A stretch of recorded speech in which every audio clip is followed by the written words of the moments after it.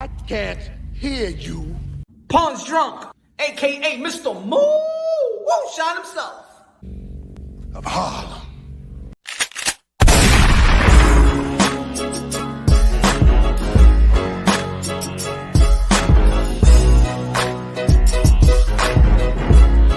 You already know this is Drunk Boxing, aka Mr. Moo Shine himself, aka El Adobo, aka El Sazón, aka El Maldito Borracho. Ladies and gentlemen, good morning, good afternoon, good evening, wherever you are on this side of heaven. God bless you all. Today, a lot of boxing today, my friends. Y'all already know it's Happy Hour Thursday, karaoke night. Man, a lot's going on in today in the world of boxing. A lot of mayhem, a lot of, a couple of press conferences, real press conferences, and WWE type of press conferences. A lot of personalities, man, a lot of personalities today. Man, we got legends in the game talking. We got prime fighting. We had the Canelo. We got the Saunders. We got the Fury. We got the Mayweather. You got the YouTube sensations of the Paul brothers. Man, Miami and Dallas is lit. Dallas, a lot of people are happy. A lot of people are upset. A lot of people are entertained. A lot of people is not entertained. A lot of people feel like it's an embarrassment. A lot of people be like, yo, let's look at, they just trying to get their money. A lot of opinions going on. A lot of opinions is going on. Ladies and gentlemen, y'all already know. Shout out to everybody in the building, man. Smash the like button. Y'all already know how it work. Help the visibility of the video, of the stream, of the live. Let's go. Yo, smash the like button. Make love to the like button. That's what I'm talking about. Make love to the like button. Sweet talk the like button. Foreplay with the like button. Yeah. Yeah. Impregnate the like button, damn it. Give the like button twins. Bam, bam, bam the like button. You psycho mother you. Hold on. Let me crack this. Let me say what's up to the people. Dan the Mag, what's good? Locano 83, what's good? Victor, what's good? Marlo, what's good? Eric Gomez in the building, what's good? The Last Baron, what's good? Raw Boxing TV, everybody subscribe to Raw Boxing TV inmediatamente. Vatos locos forever. Dímelos, mi hermano, y todos los mexicanos que están afuera. Ya me meet on the UK people too. London, UK, Mexico. Still celebrating Cinco de Mayo week. Cinco de Mayo weekend. Hoy se bebe. Get a little zippity zip off this bang. But today, this is not my sponsor today. This is not the sponsor of the show. Ladies and gentlemen, this is not the sponsor of the show. We got a new sponsor, ladies and gentlemen. Hey, yo, Bang, cut me a check. Come on, man. Cut me a check, man. But that ain't the sponsor for the day. I'm going to be putting out the sponsor. It's a new sponsor for PUNSH Run Boxing. So you got to give it applause. You got to give applause for the new sponsor for PUNSH Run Boxing. They sent out the big bro, but got some payback for little bro. G-Ball in the building, what's good? Zay in the building, what's good? Megan, what was good? Zay, what's good? Jimbo Slice in the building, what's good? Raw Rodriguez, yo no. Again, Raw Boxing. Dimter, what's good, my brother? Brooklyn in the building, NYC in the building, New York City, let's go. Everybody in the tri-state area, BX, Bronx, Manhattan, Harlem, Wash Heights, Queens, Staten Island, Long Island, Connecticut, New York, Jersey, Newark. Shout out to my peoples in Miami. Puerto Rico rum, what's good, my brother? Mike Dollars, what's good? Let's cook today. Let's talk about it today. Today. Oh, man. Since it's karaoke now, let me just set the tune.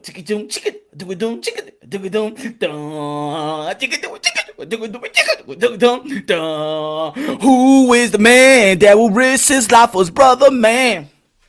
Punch, yeah, can you dig it? Don't.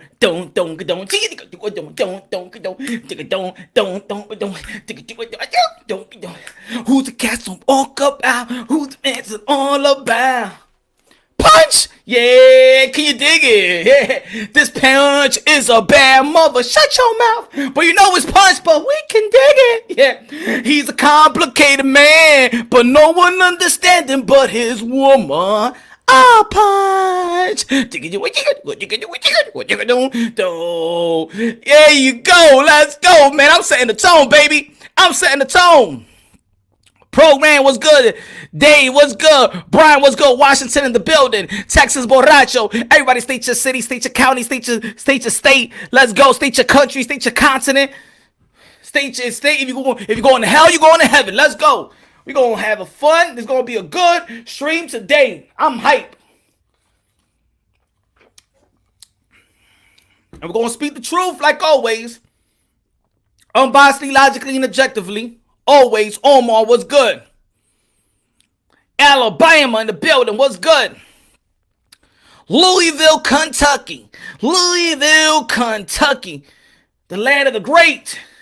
Muhammad Ali, young Cassius Clay, Muhammad Ali. Oh, you call me by my name, man. Call me by my name, man. That's what you are, Uncle Tom. Call me by my damn name, man. Yeah, who's that guy? Punch. Ladies and gentlemen, let me shout out my sponsor. My sponsor. Where you at? People be like, yo, Punch, you already? Yo, Punch is doing big things, yo. Punch got sponsor right now. Yeah, let me shout out the sponsor right quick. Let me shout out the sponsor. Here you go. Shout out to my sponsor. Come on, man. It's not what happened.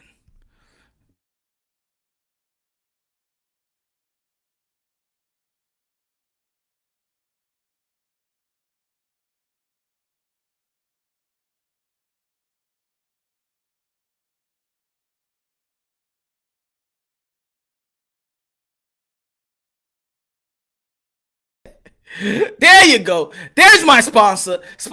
Get your Chia Pet. Mayweather, aka I make smart investment. Everybody, that's my sponsor. Get your sponsors right. I mean, get your Chia Pet. Get your Chia Pet, ladies and gentlemen. My sponsor, good looking now. Chia Pet. Get your Chia Pet right now, ladies and gentlemen. Mayweather, the Mayweather edition. Mayweather, aka I make smart investment edition. Everybody, get your new Chia Pet. It's gonna run out. It's going to run out the shelves, ladies and gentlemen. It's going to run out the shelves. So get your Chia Pet inmediatamente, ladies and gentlemen. Get your Chia Pet. Look at Floyd Mayweather. He looking like so glow. Just let it shine good, baby. Just like the sun. So glow. Yeah, man. Floyd Mayweather got his hat snatched from Jake Paul. I'm like, damn, Floyd, with all that money, you can't get a good ball, but still, I think your Floyd Mayweather has had everything. Got the cars, got the ladies, got the money, got the career, got the legacy, got the plane, got everything. But it's just one thing about Floyd Mayweather he's just missing. With all the money that he have gotten, it's just one thing that he's missing. He never had a good barber. That goatee was always looking ugly. He never had a good, with all that moolah, with all that money, he never had a good barber, man. But shout out to my boy Edwin. You already know, man. You gotta come see my boy, New York City Wash High Salami. He know how to cut that hair real good. I'm not talking about the real salami. I'm not trying to be a pervert, but that's his nickname anyway. But you already know, man. Get your Chia Pet right now. Mayweather, aka I make smart investments. Chia Pet edition.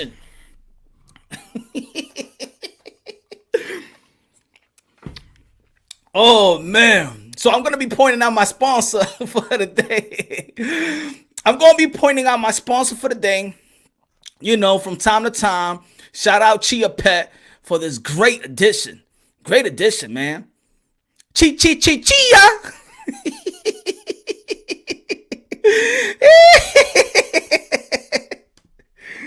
Oh man. Oh, Chia, get the hell out of here, man. Where you at? Oh man. Yo, come on, man. Shout out to my sponsor, man. They looking out, man. Smash the like button. Let's go.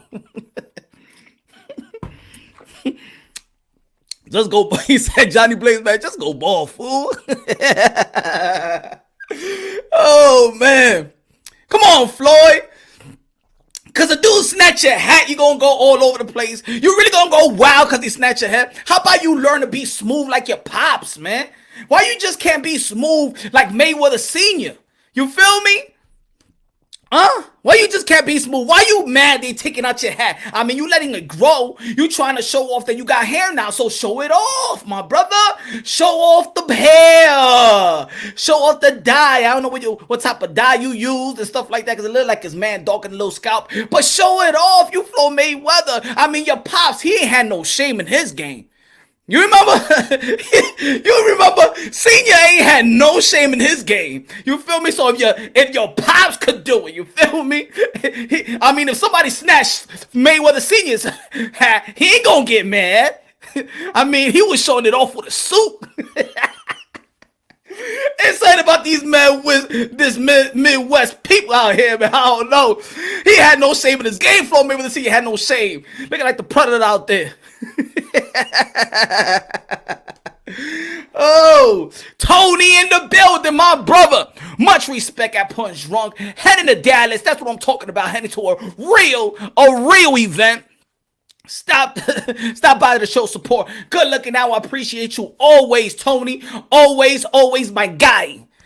God bless. Have fun. Have great drinks out there. But look at Floyd Mayweather Senior. Yo, Floyd Jr. Come on, learn something from your pops. You gotta learn to swag. It don't matter if the dude snatch your hat off. Look how your pops was rocking it, son. Look how your pops was rocking the predator look out here. The predator look. He probably went to the barbershop. Hey, so what you want, Senior? Let me. The predator look. Just let me get the predator look. The predator look. I never heard that. Man, I'll fuck you up. Just give me the predator look. He was rocking it with the suit on, y'all. Got no shame in his game. Aight, Floyd. So if a dude snatch your hat, my brother, it don't matter. Style that motherfucker. Come on, man. Come on. Even George Jefferson, man, he rocked that look. George Jefferson is smiling, son. He didn't need to dye his hair. George Jefferson probably was the most powerful, most funniest, brother back then. Look at that look. And George Jefferson, everybody respected George Jefferson. Look at George Jefferson back in the days. Look at the look. Look at the thing in the middle right there. He got little gray right there. But that was the look, son. He had no shame in his game. He was moving on up to the east side. To the deluxe apartment in the sky high.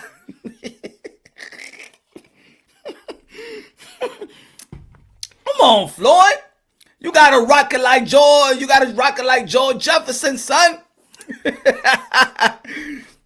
Come on. Moving on up to the east side, to the deluxe apartment in the sky. Oh, damn, look at the voice, man. Yeah, I could say. Come on, Floyd. Come on, Floyd. Again, shout out to my sponsor. Chia Pet Mayweather, aka I Make Smart Investment Edition. Shout out to my sponsor. So yeah. Yo, again, smash the like button, make love to the like button. So yeah, let's get down to business here. We got Canelo Alvarez, Billy Joe Saunders. They had the press conference today, and tomorrow they're gonna have the weigh-in.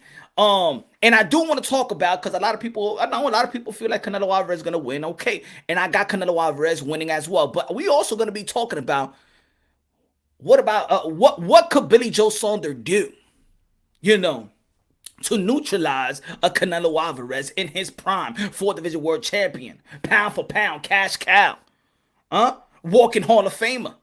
And Floyd Mayweather just had an interview earlier today, Shout out to Black and Brown Boxing. Everybody subscribe to my boy Black and Brown Boxing. Floyd Mayweather did an interview today, and he said they asked him if Canelo Alvarez is the face of boxing, and he said that Tank Davis is the face of boxing.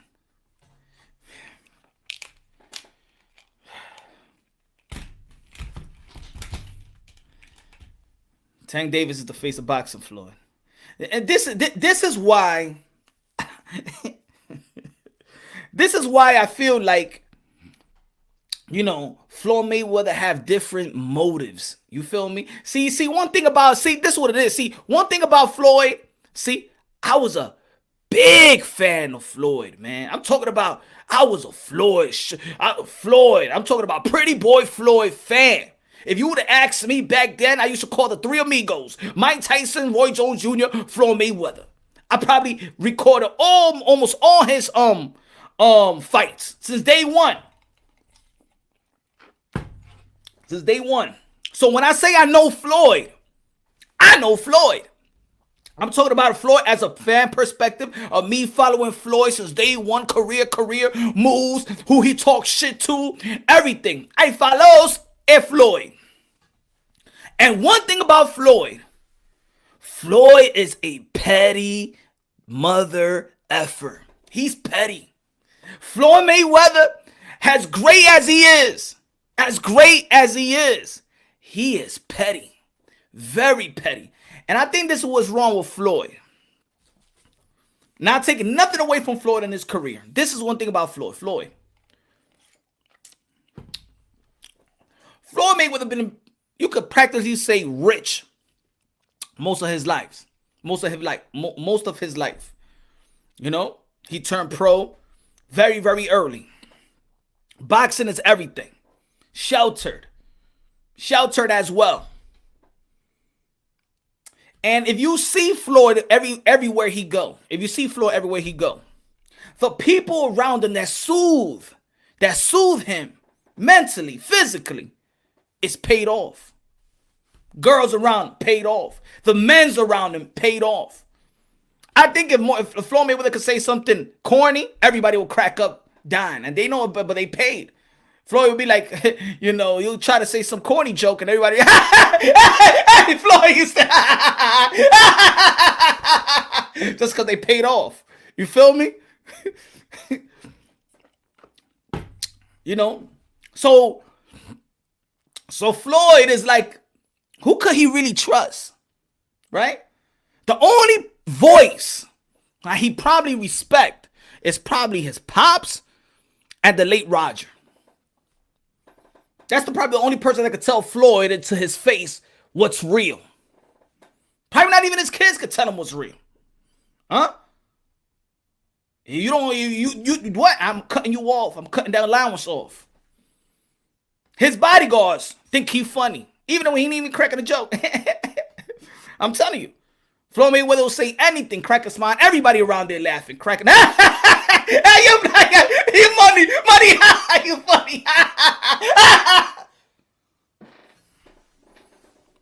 And then when they get their little lunch break, they be, this motherfucker, corny motherfucker, for real. Yo, ain't none of y'all gonna tell him that he need a fucking new barber and shit like that. Not even his barber could tell him the truth. Floyd would be like, line me up like this. Line me up, my goatee like this. From here to here. The goatee. All these yes men. Nobody can even tell Floyd, yo, my man, bro, your shape up is all effed up. Cause I bet Floyd was like, yo, I look, alright. Yeah, Floyd, I'm telling you, you looking Chris Sharp, Steve Harvey type of shape up you rocking. Remember Steve Harvey, that sharp shit? Yeah, Floyd, yeah.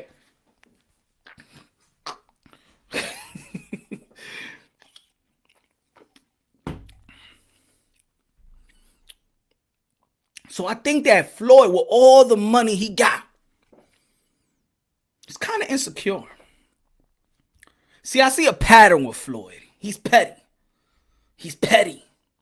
All the money he got, he petty. You remember when he kicked his father out? Back then? Late 90s, he kicked his father out the house. You know, his father wanted to train him. Short story, his father wanted to train him, had Roger. He didn't want his father in the corner, but his father also had different opportunity was knocking on his door. Floyd didn't want his father to train nobody, but yet Floyd didn't want him to be on the corner in the corner. Of course, you can't teach the magic. You can't teach the science to nobody else. So he kicked him out the house. Pettiness to show his father who's boss. He kicked him out his own house to the streets. Guess who's the guy that picked up Floyd Sr.? Who helped out Floyd Sr.?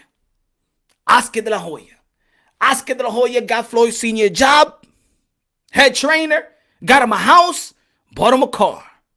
And since that day, Floyd Mayweather can't stand Oscar de la Hoya.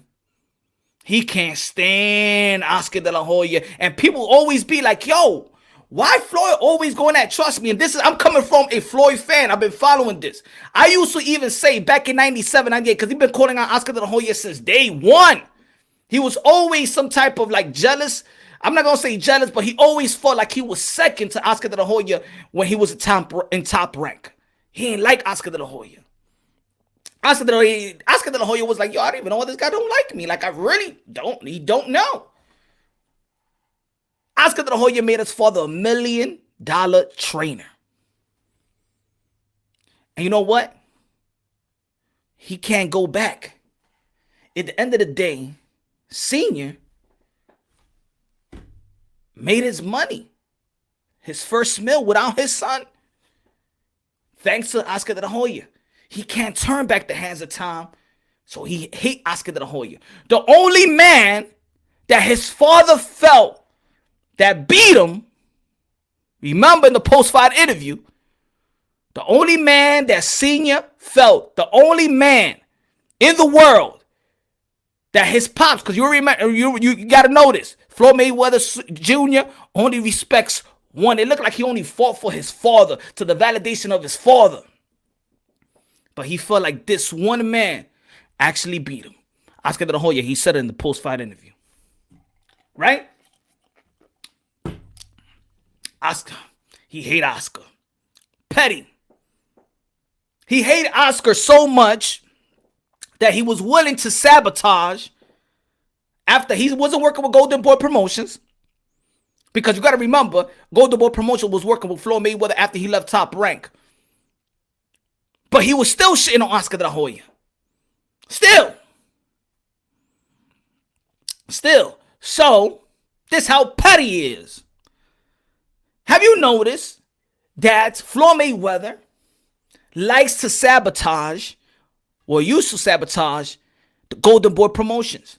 Do you remember that Miguel Cotto was supposed to be fighting for the WBO Super Welterweight Championship of the World, his last go around? It was for the vacant title. T-Mobile Arena. Cotto Day. Everybody knows it was going to be a Cotto fight. And we also know the biggest fight of boxing was 2 weeks away. 2 weeks away. That was Canelo Alvarez versus Triple G. No other fights around there. No other big fights was announced. Boom, here comes Floyd Mayweather out of nowhere and announced the Conor McGregor fight. On the same day that Cotto was going to be fighting. He just worked out a deal with Golden Boy Promotions to co-promote this. Cotto just worked a deal with Golden Boy Promotion to co-promote this event. It was supposed to be a good event for Cotto. Las Vegas and Floyd Mayweather wanted to sabotage Golden Boy Promotions on the same day in the same town. You ain't see the coincidence in that? The same time that you having that this is the biggest fight in boxing with the Canelo Alvarez and Triple G, the most anticipated fight, Floyd Mayweather couldn't help himself. Squeeze himself around dates in which you're going to fog up the promotion of the biggest fight. And we all know that Triple G and Canelo Alvarez really can't promote a lick. You took over. Petty. Because these are the type of fights that you could do anytime you want, Floyd. You could do these fights anytime you want. Fast forward to now. An exhibition with Logan Paul. Floyd, you could pick any day you want. It's an exhibition. You decide to pick a day where a young, hungry lion that got momentum, Teofimo Lopez, and you wanna do an event on that weekend. Same town. Triller taking over. We don't know what Showtime is doing. We don't even know if probably PBC is losing some type of money because, I mean, where is the revenue coming from? Think about it. What fight is the revenue coming from? I mean, they put fights in Showtime, they put fights in Fox, but come on. I don't. Troy, drop the link. Let's pray. No, Nick. This is my show. Drop the link when I want. Good looking out, Troy. Everybody say what's up to Troy. Good looking out, my brother. I appreciate it.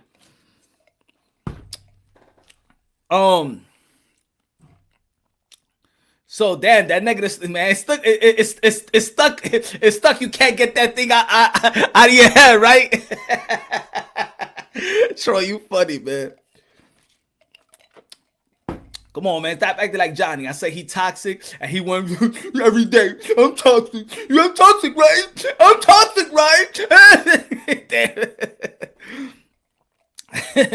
So, Floyd Mayweather wants to put up a show on the same day as Young Lion, not the same day, but the same weekend on a Sunday. Want to sabotage. Sabotage because you could do this any day. You already know that fight was already announced before you announced this fight. Why? Why that weekend? Why? Huh? Because this young, the young lion don't really pump you like that. You know? Maybe because he feel like he was going back and forth with Lela Ellaby, you know, time and time again. And I know it had to be, and I know they try to do something to this young man, because if you go on Twitter, you could see the back and forth interaction these guys be having. Leonard Ellaby, he threw a shot saying the takeover. The takeover. I mean, if Teofimo Lopez is this low and he got nothing on Floyd, why would Leonard Ellaby, when somebody messes Leonard Ellaby, he messes the takeover? Let me see if I can find it so y'all can see. So so this is not me coming out with some conspiracy theory. This is not me coming out with conspiracy theory. I'm gonna show y'all.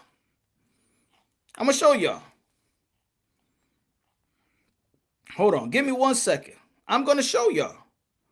See how I can find it on my phone. Let me see. I show you.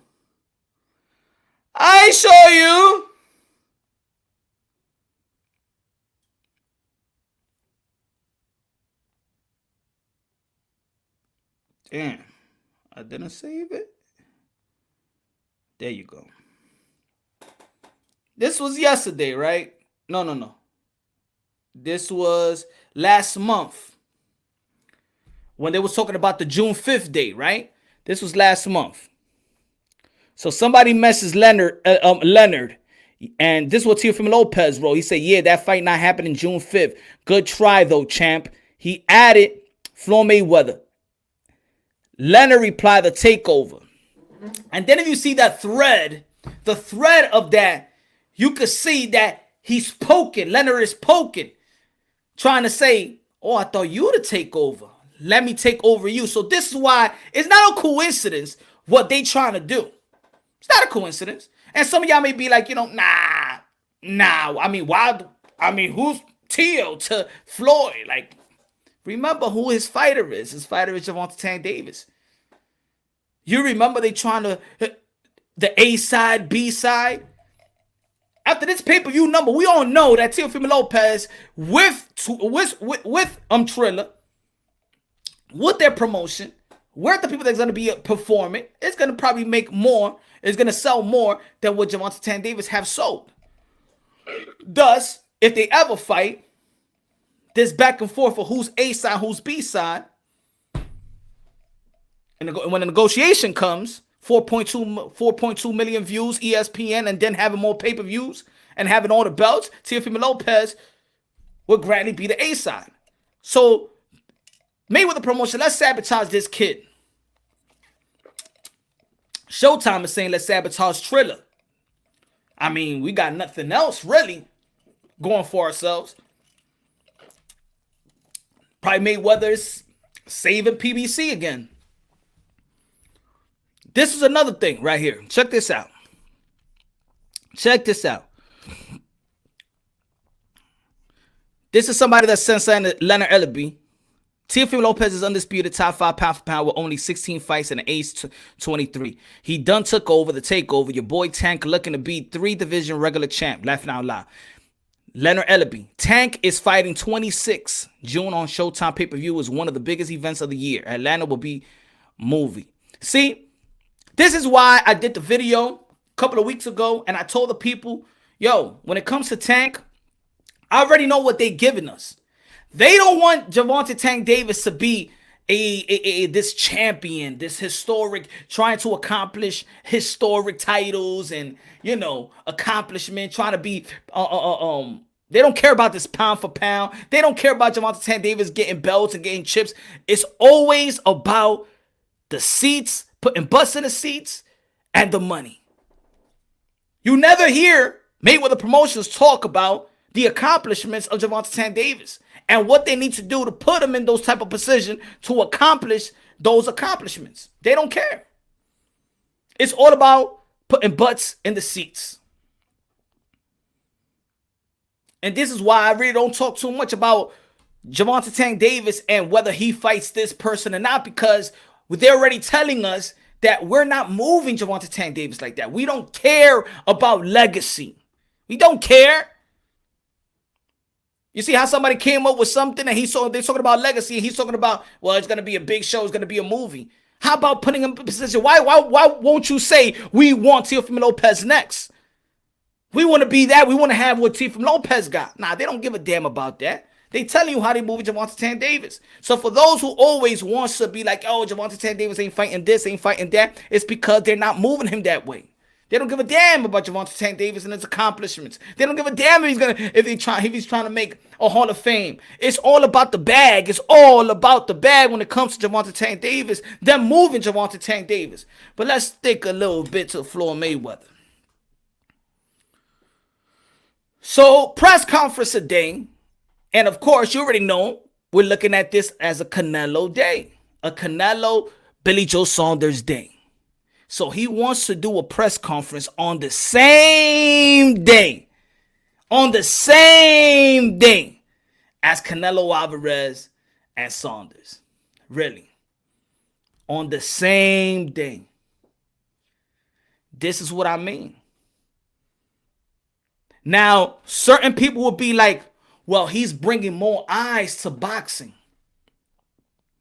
I don't think that's Floyd Mayweather's motive. And you and I know. No, that's not Floyd Mayweather's motive. I don't even think that money is the motive. Because like Floyd Mayweather always says, I make smart investments. I don't need to be in the ring. I get this much money every month. You don't need this. I'm just going by what Floyd Mayweather said. Jay Blues in the building, what's good? Floyd just jealous, bitter man at this point. Jay Blues, I agree. And we're not taking nothing away from Floyd and his accomplishments and what he's done in the ring. No. All I'm talking about, the way that he looked and sound like a bitter, insecure human being because everybody around him is just a bunch of yes man. He don't know who to trust. He don't know who's real. He can't know who's real. Everywhere he go, look at the people around him. He got more people on his payroll around him than anything. If you got me on your payroll, I'll be like, hey, your breath smelling. I'll be like, yo, that shit smell like cress. Your teeth is yellow, I'll be like, that shit is white on rice. Snow White. And then when you leave, yo te digo que tú hiedes. Hey, hiede, hediondo. What you say in Spanish? No, you smell it. It's very good. What type of cologne you have?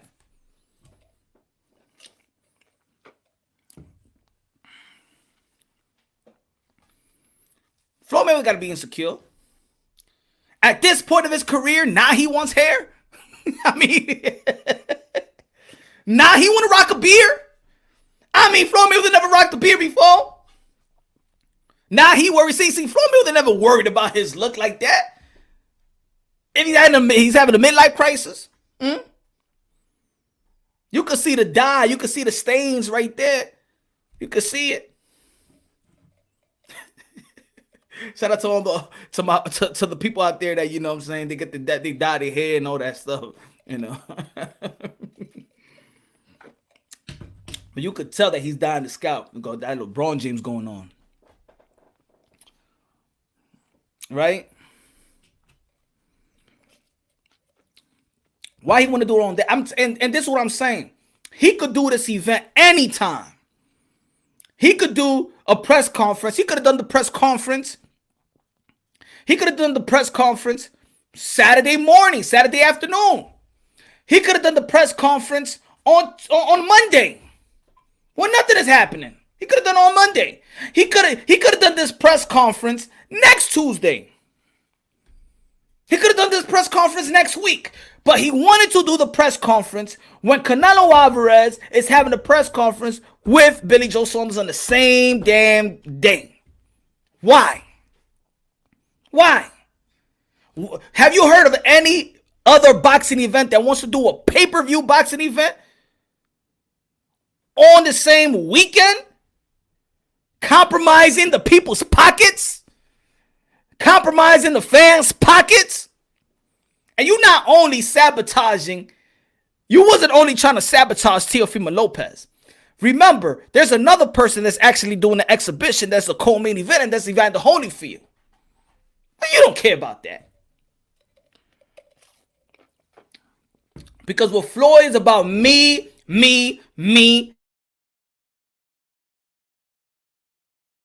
Somebody catching up to his numbers. As soon as an American or Northeast type of person getting that type of notoriety, he just can't take it. It's a reason why he never liked the Deontay Wilder. He never vouched for Deontay Wilder until he lost. He wanted to help Deontay Wilder. He was going for Tyson Fury.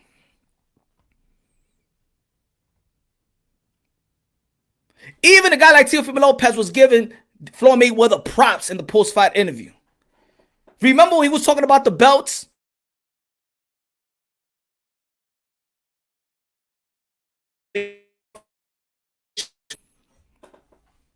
Why he was talking about the belts? To take away from Teofimo. And I've been following Teofimo Lopez. He's always been given props. I mean, some of his style, a little bit of his styles mimic a little bit of Floyd Mayweather.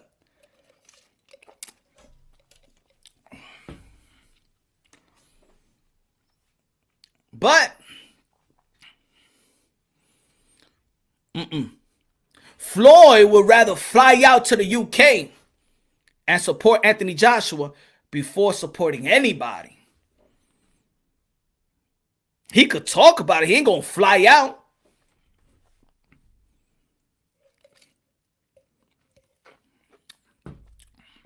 You remember Floyd?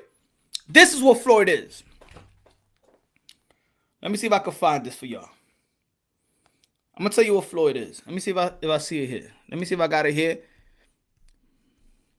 And look, again, was a huge Floyd fan, but this is Floyd's heart. And I said this before. If y'all follow me, I said this before. Hold on, let me find it. I'm just keeping it real, unbiasedly, logically, and objectively, ladies and gentlemen. Maybe I erased it.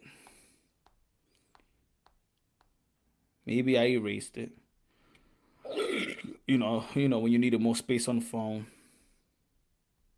Yeah, I took it out. Damn it.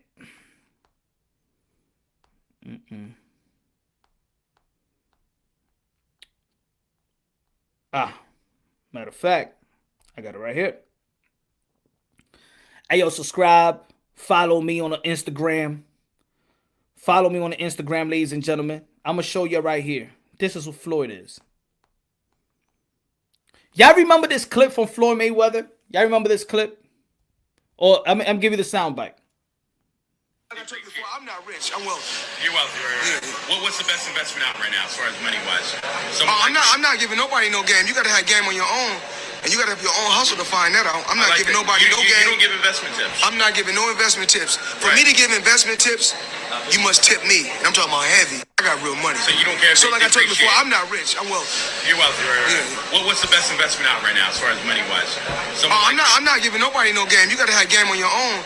And you got to have your own hustle to find that out. I'm not giving nobody no game. You don't give investment tips. I'm not giving no investment tips. For me to give investment tips, you must tip me. And I'm talking about heavy. Now, this is what Floyd is. He's in a position to actually help out. Let me get right there. My brother Floyd, why didn't you fly out your barber? He looked like Tootsie Roll Pop that was picked off the floor. Richie also is good looking out, my brother. I appreciate it. God bless. See, Floyd is the type where he got everything. He makes smart investment. He don't know if there's a young kid from the hood, unfortunate circumstances, that want to learn how to invest money, how to be in position, how to take that approach. Because in our community, really, not. I'm not gonna say everybody, but I'm gonna tell you something like this. I've been saying this for a while. I've been saying this for a while. A lot of people are financially illiterate. Financially illiterate, meaning how to really the value of money, how to invest money, all that stuff. Financially illiterate, like they don't know how to read. They don't, not read, but I don't know if I'm saying the word right, but if you understand what I'm trying to say, we're not taught to really know how to invest. Now we're learning little by little because now it's getting easier with apps and things of that nature. But Floyd should be when they ask him that question, would you give any investment tips? Investment tips, you should give investment tips. Helps out the community, helps out the less fortunate. Let people know. In the end of the day, one of the saddest people in the world is those who keep information from other that could eventually help them out and let them and help them grow. That's one of the saddest person in the world that keeps information from those in which it doesn't hurt you to be like, hey, it's just like the dog coin, right? Everybody's a lot of people's investing, a lot of people's gaining money. My peoples will be like, yo, invest in that. Yo, I'm investing in this. I'm gaining money in this. Yo, invest in this. Yo, I remember when I invested in Disney, when Disney was like 36 a share, $36 a share, and then it went up all the way to 186. But I told my boys 2 years ago that, yo, Disney's gonna come out with an app. Hey, yo, put money on Disney. Put money in Disney. It's gonna be popping off in a couple of years, and then it popped off because we all want to help out each other. Yo, invest in this, invest in this. What do you lose by telling other people that you invested in something? No, but Floyd is the mindset of, I ain't telling you how to get money. I'm not even telling you what stocks to invest. I'm not even telling you what's popping. Because it's all about me, I for Floyd.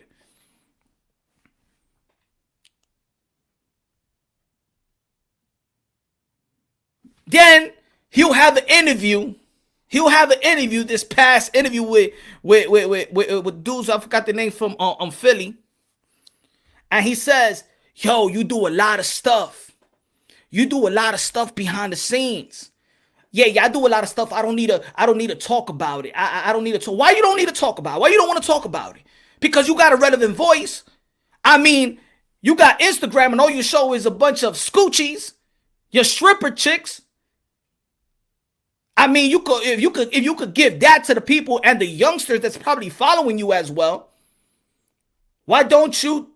Because you have the influence so people can follow what you do.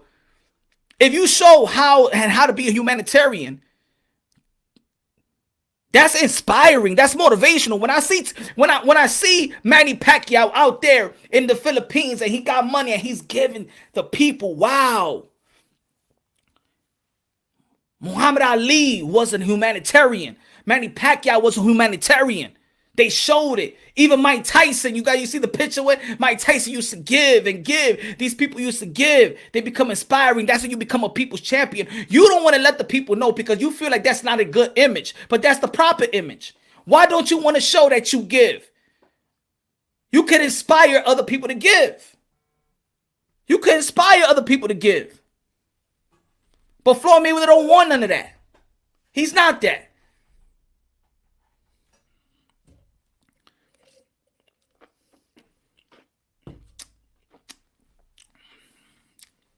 And he wants to do the opposite, right? So when, let's say, people collectively is fighting a cause, I think it was against Gucci or Fendi, what did Floyd Mayweather do?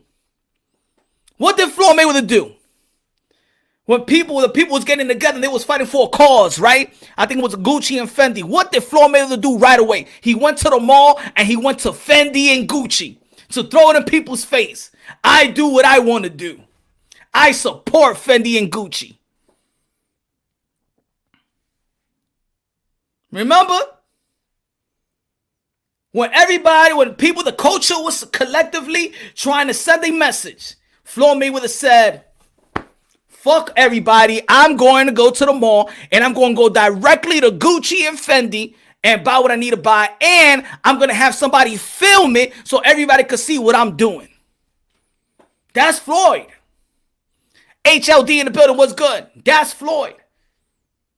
So some people that know me before be like, yo, Punch, you used to be a Floyd Mayweather fan. You used to like Floyd.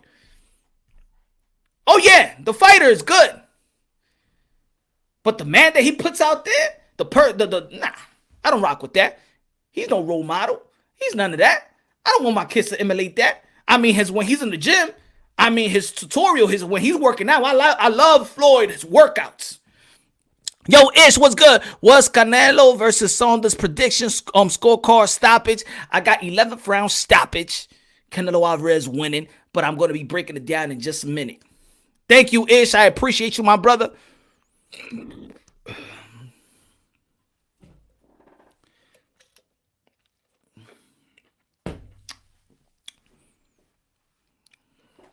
Salute, Raul. Salute. That's Floyd. Floyd is F you.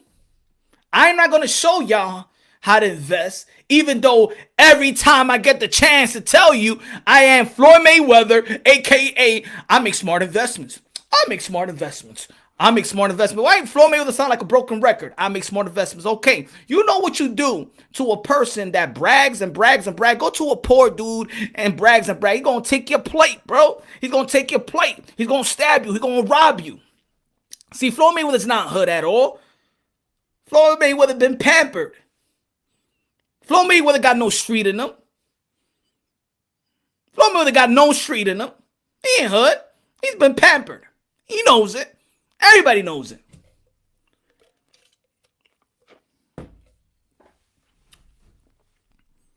Now, I'm not trying to say he got to be street. There's a reason why he got a bunch of security guards on payroll. Now, if the heat and that hate when he says, "Oh, people hate on people hate, and my own people hate me," you created that, Floyd. Because when your people was fighting for a cause, Floyd, you told them F you. I'm not rocking with y'all. I am not with y'all. I do what I do. It's about me. When your people is less fortunate and don't have the proper education of how to invest the type of money, because in the school system they don't really teach you how to invest money, how to look at stock, how to tell, how to stocks and bonds and things of that nature. You are a dude that makes smart investments, but you don't want to tell your own peoples how to make it. because you want your old poor kids or poor, teenagers to pay you to tell them how you invest. That's Floyd Mayweather. And if it's not Floyd Mayweather, then prove it. Show me that's not him. Floyd Mayweather don't give a damn about the sport of boxing. He don't even give a damn about you either. Floyd Mayweather gets a kick out of saying F you in certain ways. And he would not let nobody else grow. He's petty. It's a reason why he had to film him, working out with Devin Haney he was being so petty because he knows that Gervonta Tank Davis was going to react a certain way. And remember when Gervonta Tank Davis tweeted, "Oh, I'm not going to go to Las Vegas to work out anymore." Because eventually you're going to see Gervonta Tank Davis and Devin Haney probably in the ring. That's the way he works. He's petty, bro. He petty.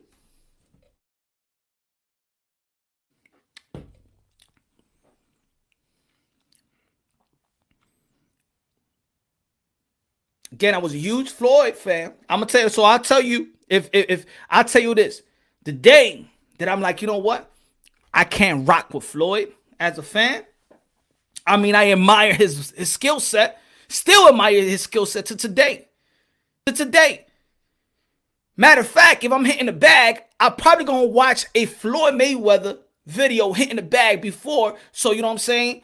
How to touch the bag, mix the punches on the bag and stuff like that. Yo, I will watch Floyd Mayweather training. Matter of fact, he's my go-to fighter when it's come to training, tutorial, whatever. Floyd Mayweather videos. He gets me hyped. I'm not taking nothing away from Floyd's skills and talent, what he's done in the sport of boxing. We're not talking about that. We're talking about the character, morals, and principles. The day that I'm like, you know what? This ain't guy that I want to be a fan of is when he kicked his father out that gym. When he kicked his father out that gym, y'all remember?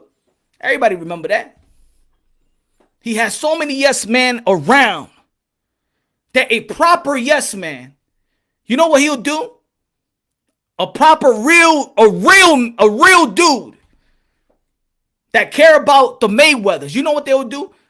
They would tell whoever's filming, shut that shit off. Because that right there is going to be playing forever. And the way that you disrespected your pops, the man that gave you those skills. And I know after, it was apology. And of course, like that, they got together. But I'm just saying the image. I said that image right there. Because to this day, I never raised my voice to my pops. And I'm a father myself. Cringy to see it. If I ever had my son talk to me that way, in front of the whole world, millions are watching. Man, once you disrespect your parents, you could disrespect anybody in the world. Once you could disrespect your parents like that, don't matter. D-Style Boxing in the building. Everybody subscribe to D-Style Boxing. Good looking out, my brother. I appreciate you. Once you disrespect your parents like that, and just because they just want to be around you and want to be part of your success, because that's your father and you're his son and you're his pride and joy,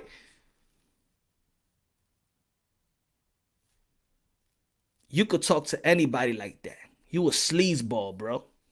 Tell you like that. For that reason, if you could talk to your pops, your parent like that has given you the tools that you are the man where you at today, I said to myself when I saw that, I said, man, nah, this ain't that dude. Good looking out. God bless you, D-Style. Everybody subscribe to D-Style.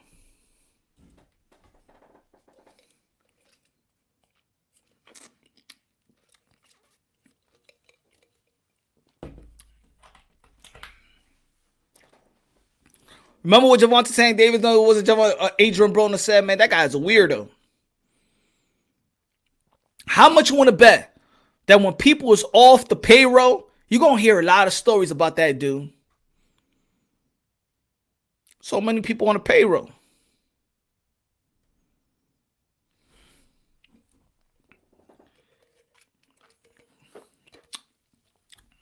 Facts. Punch on the best boxing channel on YouTube. That's my go-to channel. That's what I'm talking about. Thomas, good looking out. Thomas Saunders. I appreciate you, my brother. I appreciate you. I appreciate you. Thank you. Thank you. Thank you. And this not a video really I didn't want to go that deep with Floyd where it's like it seems like a bash. All I'm saying is have your fun. Have your exhibition, Floyd. Get your money. Everybody out there, get your money. I'm with you. Get your money. Feed your family. Feed yourself. Invest on your future. Today, future, for your generations. Go get it. We got one life to live. We got a small window. Yeah, we got a whole life, but a whole life with a small window.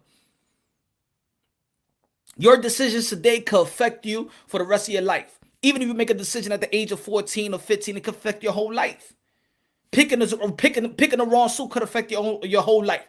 Picking the wrong friend could affect your whole life. Picking the wrong woman could affect your whole life.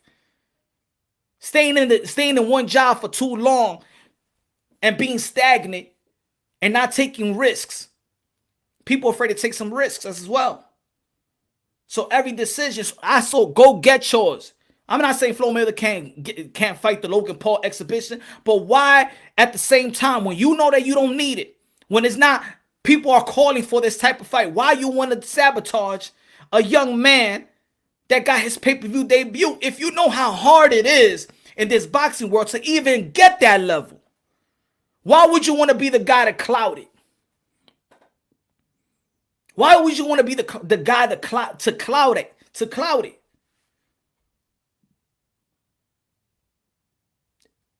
It's humbleness. It don't matter if a guy asks you a question and say Canelo Alvarez is the cash cow. I mean, it's the face of boxing. You say Gervonta Tank Davis. I understand that you're the promoter, but come on. Being humble, yo, with all that money you got, Floyd, you still can't buy humbleness? With all the money that you got, you still can't buy the two things. You can't afford two things, Floyd. With all the money you brag about, Floyd, it's just two things that you have left out in your life that you have not bought. Humbleness and a fucking barber. Humbleness and a barber. All that money you got, Floyd. You got butt naked women all over the place. You got steroids. You know what I'm saying? These big dudes and stuff like that all surrounding you. Pause. You got fake friends, fake ladies, fake people around you on the payroll. And only two things. All that money you can't afford. You can't afford humbleness and a damn motherfucking barber. I ain't never seen you with a good sharp goatee, motherfucker.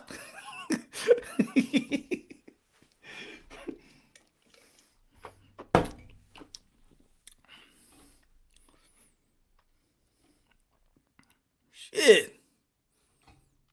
I know I'm not the only one cringing about that. Every time I see that damn goatee, be like, damn, this motherfucker. Even when he got the beard, he still had that. Man, what's wrong with you? Make it get a barber, man. All that damn money. You can't fly out barber.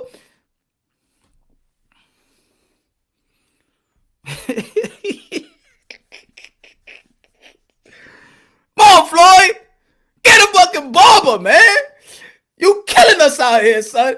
That's the reason why when you took your hat off. Again, hey, yo, for the people that don't know, let me shout out the sponsor. Again, you know, you got to do it during the video. So let me shout out the sponsor, everybody. Let me shout out the sponsor, Chia Pet. Shout out to the sponsor, everybody, man. Smash the like button. Shout out to the sponsor, Chia Pet Mayweather, aka I Make Smart Investments edition of the Chia Pet. Go get it. Go get it in Target, your supermarket near you, pharmacy. Everybody go get your Chia Pet right now. The new edition, Mayweather, aka I Make Smart Investments. That's my new sponsor for this live show. Shout out to Chia Pet. Chia.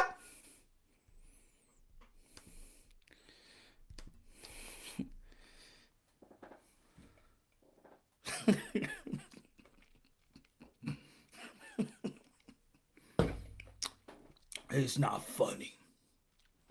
It's not funny.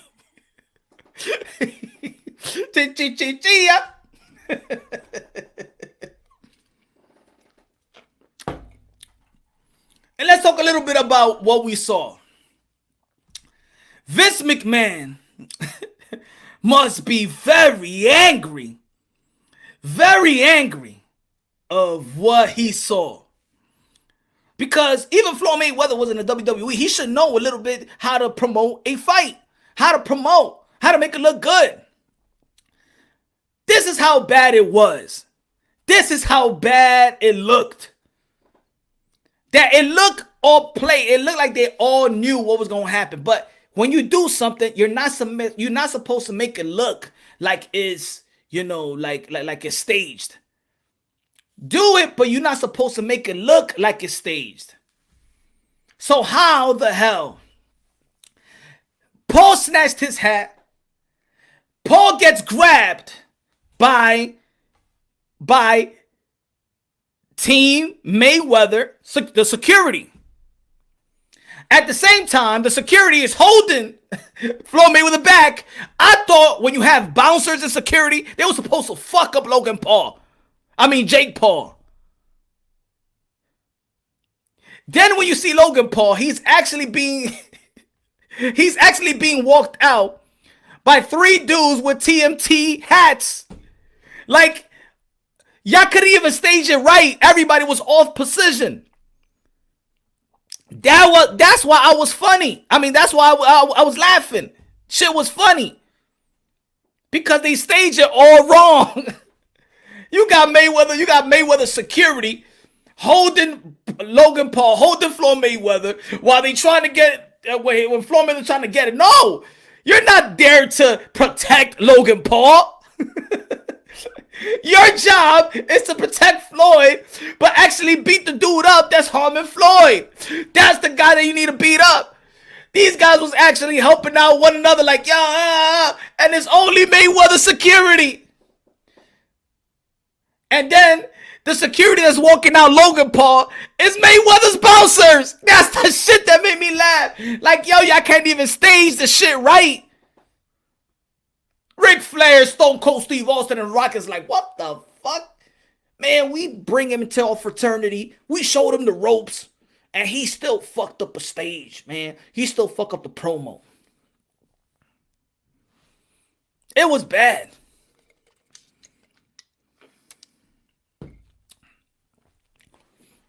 It was bad, Floyd.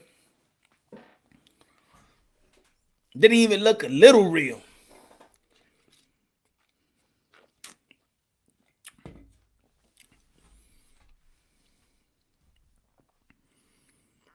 Breaking bread with the Paul brothers, though. Breaking bread with the got your hat. Yeah, he got a tattoo. I think I saw a tattoo. He did a tattoo on his leg. If it was legit, very least, Jake gets busted nose, eye something. Exactly, Jay Rules. Jay Blues. Exactly. If it was real, come on. This is why you pay your bouncers. You got 13, 15 bouncers around you. And Jake Paul just came out with a stretched out shirt. And that's what I mean. At least make it look real. It looks even shit that is staged. It gotta look like it's real. This is why we watch WWE. We know it's fake, but they do it real. They make it look like it's real. You feel me? Shout out to Mini Max. Mini Max Boxing in the building. Everybody subscribe to Mini Max Boxing. Everybody subscribe to Black and Brown Boxing. I gotta help me out here, bro. Hold on.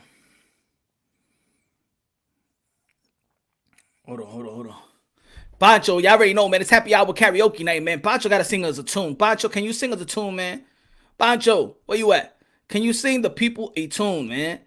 Sing us the tune, Pancho. Sing anyway. Then it's stormy. Then it's not a snow. Setting in me still. Had a medical. Wait a minute. Wait a minute. Wait a minute. screaming when I blow. Then it started showing when it made me feel. Pancho!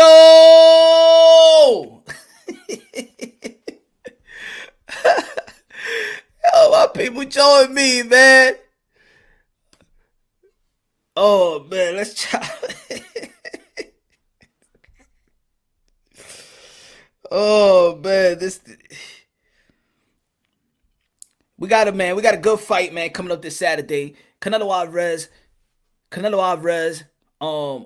Billy Joe Saunders, and a lot of people do got Canelo Alvarez winning as well. But let's talk a little bit what Billy Joe Saunders will need to do. What Billy Joe Saunders will need to do to neutralize Canelo Alvarez. And that was a good promo too. We got to talk about Billy Joe Saunders telling the reporter that his breath stinks. You know? How about if the Spanish dude would have done it the other way, be like, hey, Billy Joe Saunders, ¿qué tú crees? Diablo, te hiede la boca, maldito feo. What do you think about? See, I'm gonna tell you like this, guys. Don't take shit from nobody, even if you're doing the line of work.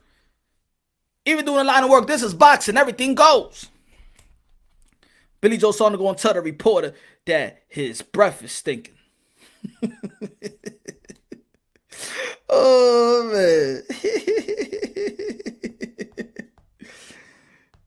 Oh, man. Yo, people are funny.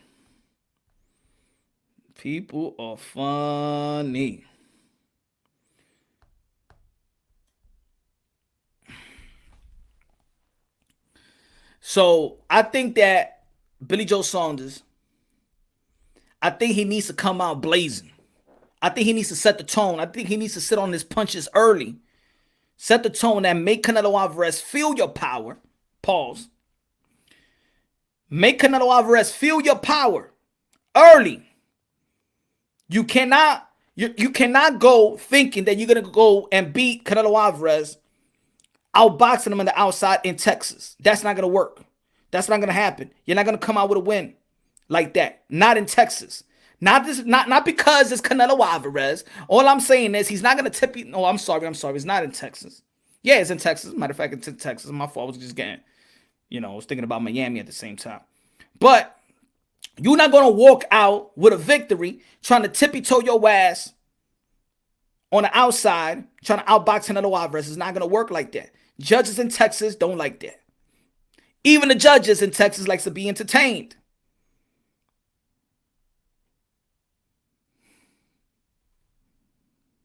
They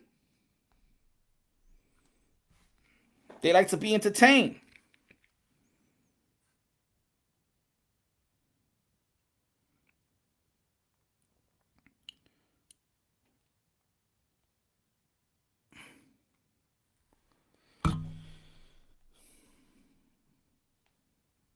So, I think that Billy Joe Saunders has the skill set to adjust. Has the size. He's gonna rehydrate probably bigger than Canelo Alvarez. He got the reach advantage. He probably even got the speed advantage. He probably got a little more speed, probably. He probably got the speed advantage. He got the height advantage. He got the reach advantage. Yet the difference is that Canelo Alvarez is always giving up the reach advantage. Canelo Alvarez is practically always giving out the size advantage. Maybe that's not rehydration, but he always gives up those type of advantage. Excuse me.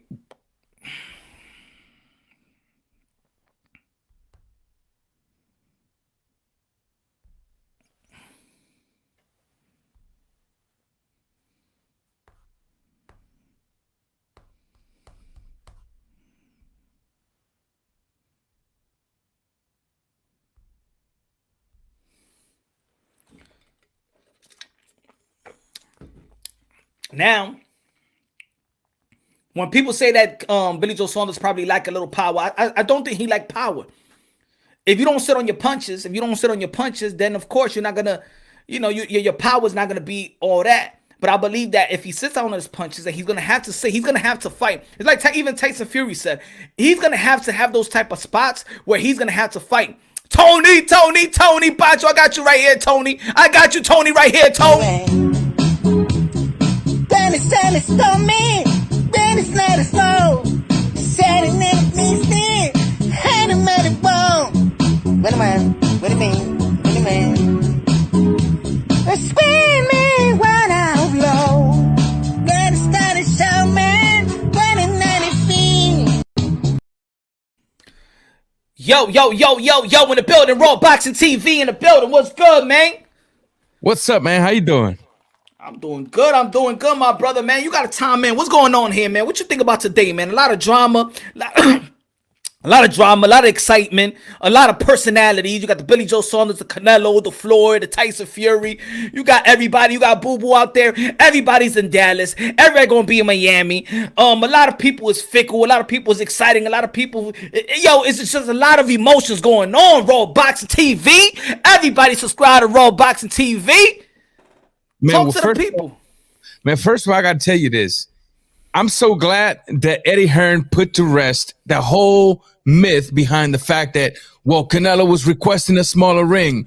Well, because at the end of the day, had to come out himself and say, well, look, Billy Joe Saunders said that his father saw the ring. They thought it was too small, so they requested a 22-foot ring, or they was just going to fly out. Canelo said, no problem. Canelo had no issues. They went back. He said, well, no, I'm actually wanting a 24 feet ring with a 22 inside the ropes. And then he goes back as Canelo. Canelo also had no objections to that. So I'm glad one of those myths got put to rest. As far as the fighting, man, I do think Canelo can KO him. I don't think it's going to be quick because of the fact of the styles. Billy Joe Saunders is going to be looking to just hit and move. So Canelo's going to have to try to implement cutting the ring as good as possible, in hopes to land. But as I was saying in one of my videos, I wouldn't start this fight looking for Billy Joe Saunders' head, because that's exactly what a slick fighter wants you to do. A slick fighter wants you to go for that head because it is the thing that he has trained to move out of the way the most to make you miss and then make you pay. So if the body, right?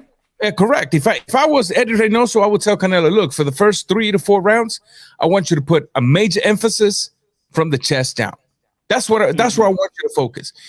Billy Joe Saunders is a southpaw, so I also want you to try to counter under his jab. Go with a right, straight right cross to his body under the jab. Because that slick fighter is going to be for that jab so he can stick and move.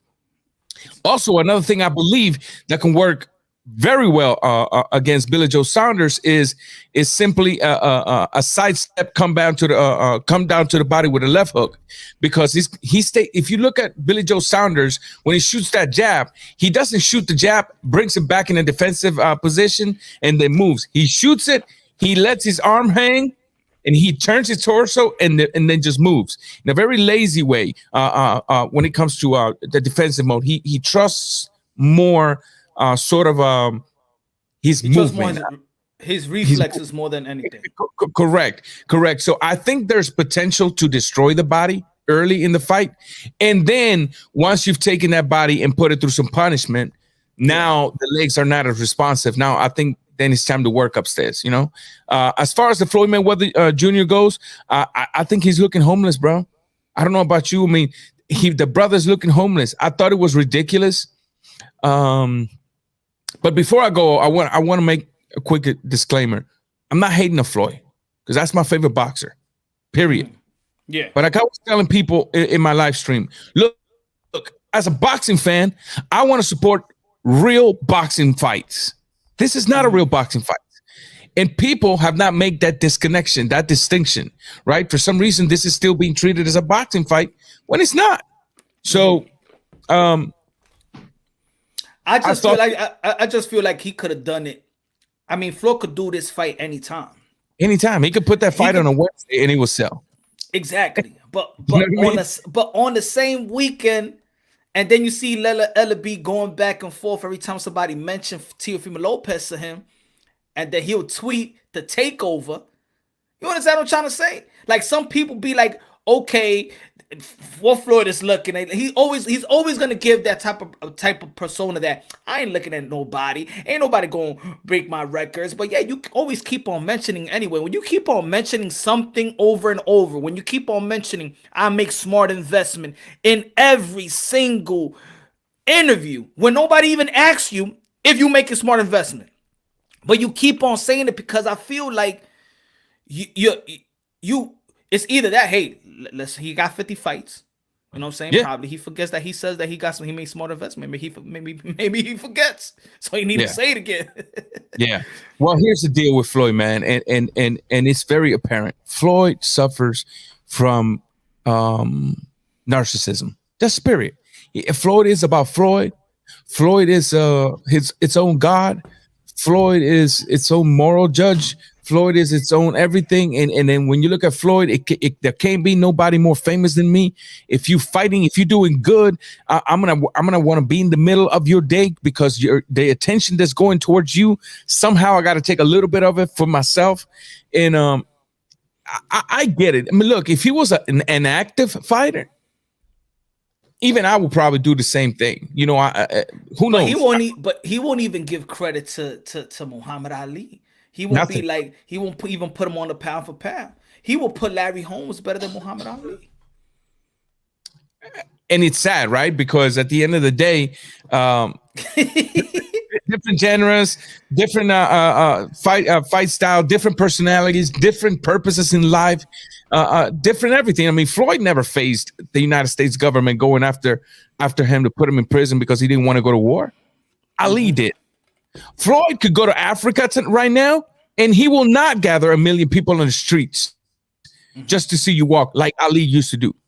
You know? So, I mean, but you know what it all comes down to, a punch? I think Floyd is taking advantage of and this is going to sound a little bad, but it is what it is. Floyd is taking advantage of the ignorance in society. Think about it. Yeah. I mean, it's also not. He's taking advantage. Yeah, exactly what you're saying. He's taking advantage. He's taking advantage of the hate. He's taking advantage of the ignorance in society. When he talks money and when he's all about money, is because think about this for a second, man.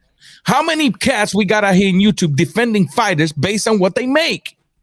Based on what fighters make, not based on what they make, but based on what the fighter make. So Floyd and whoever's advising Floyd is sitting there. He's looking at all of this.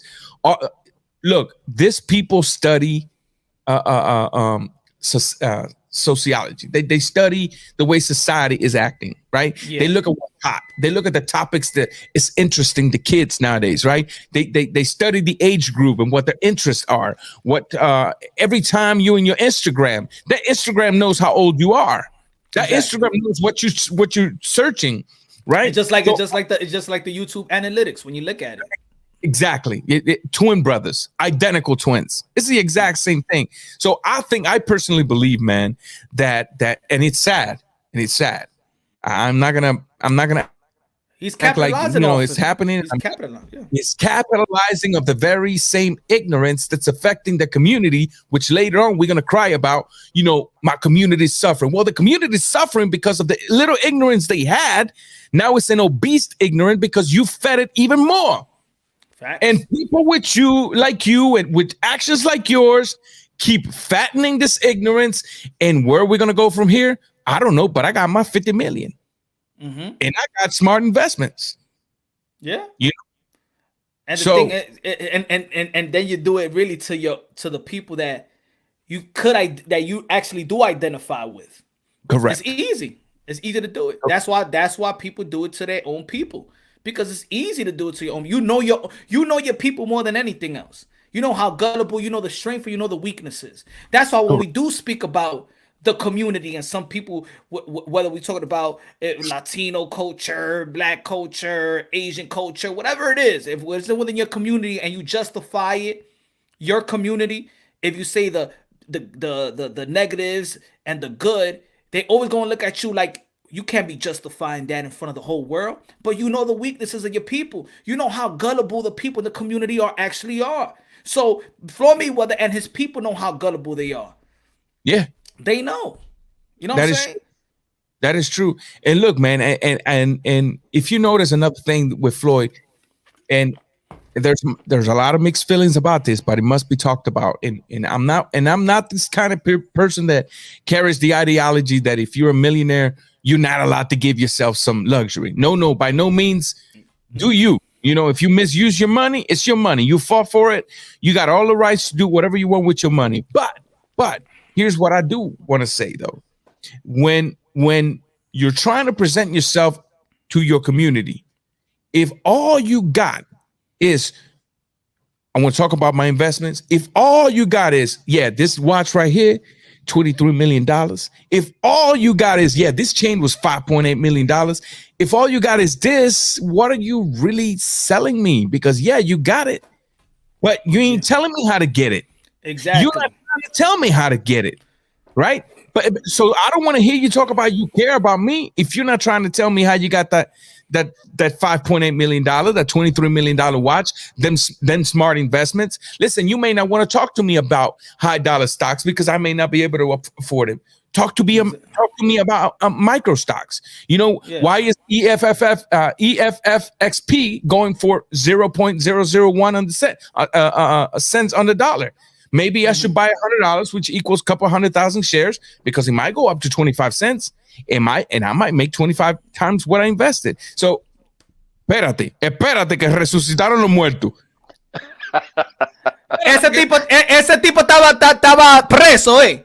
Oh my goodness, HLD, what's up, man? Ese tipo estaba preso. Y dime, when they let you go, you in the halfway house? Yeah, man. Yeah, I had to post like $1 million bond, you know. Floyd got you. Nah, man. You know what? When I first got onto this whole YTBC thing, I was on Ranger. He's the first guy who let me on his show, and one thing he did say is he needed to take a break from this stuff because it does get toxic. You know what I mean? And if you got other things going on in your own personal life, obviously you can't feed into this stuff too. So I let me step away so I could focus on my family stuff first. So that's what I just did. I just took a hiatus. I'll tell you what it is, Punch. I'll tell you what it is. They call him with a couple of kilos y ya tú sabes que. Se echó una jevita y la tipa le dio chancleta. Eso era. ¿Y por qué tú te dices en YouTube? Por el mamá esto ahí que. Mírame en cuera y que tú estás con ella hablando boxeo todos los días.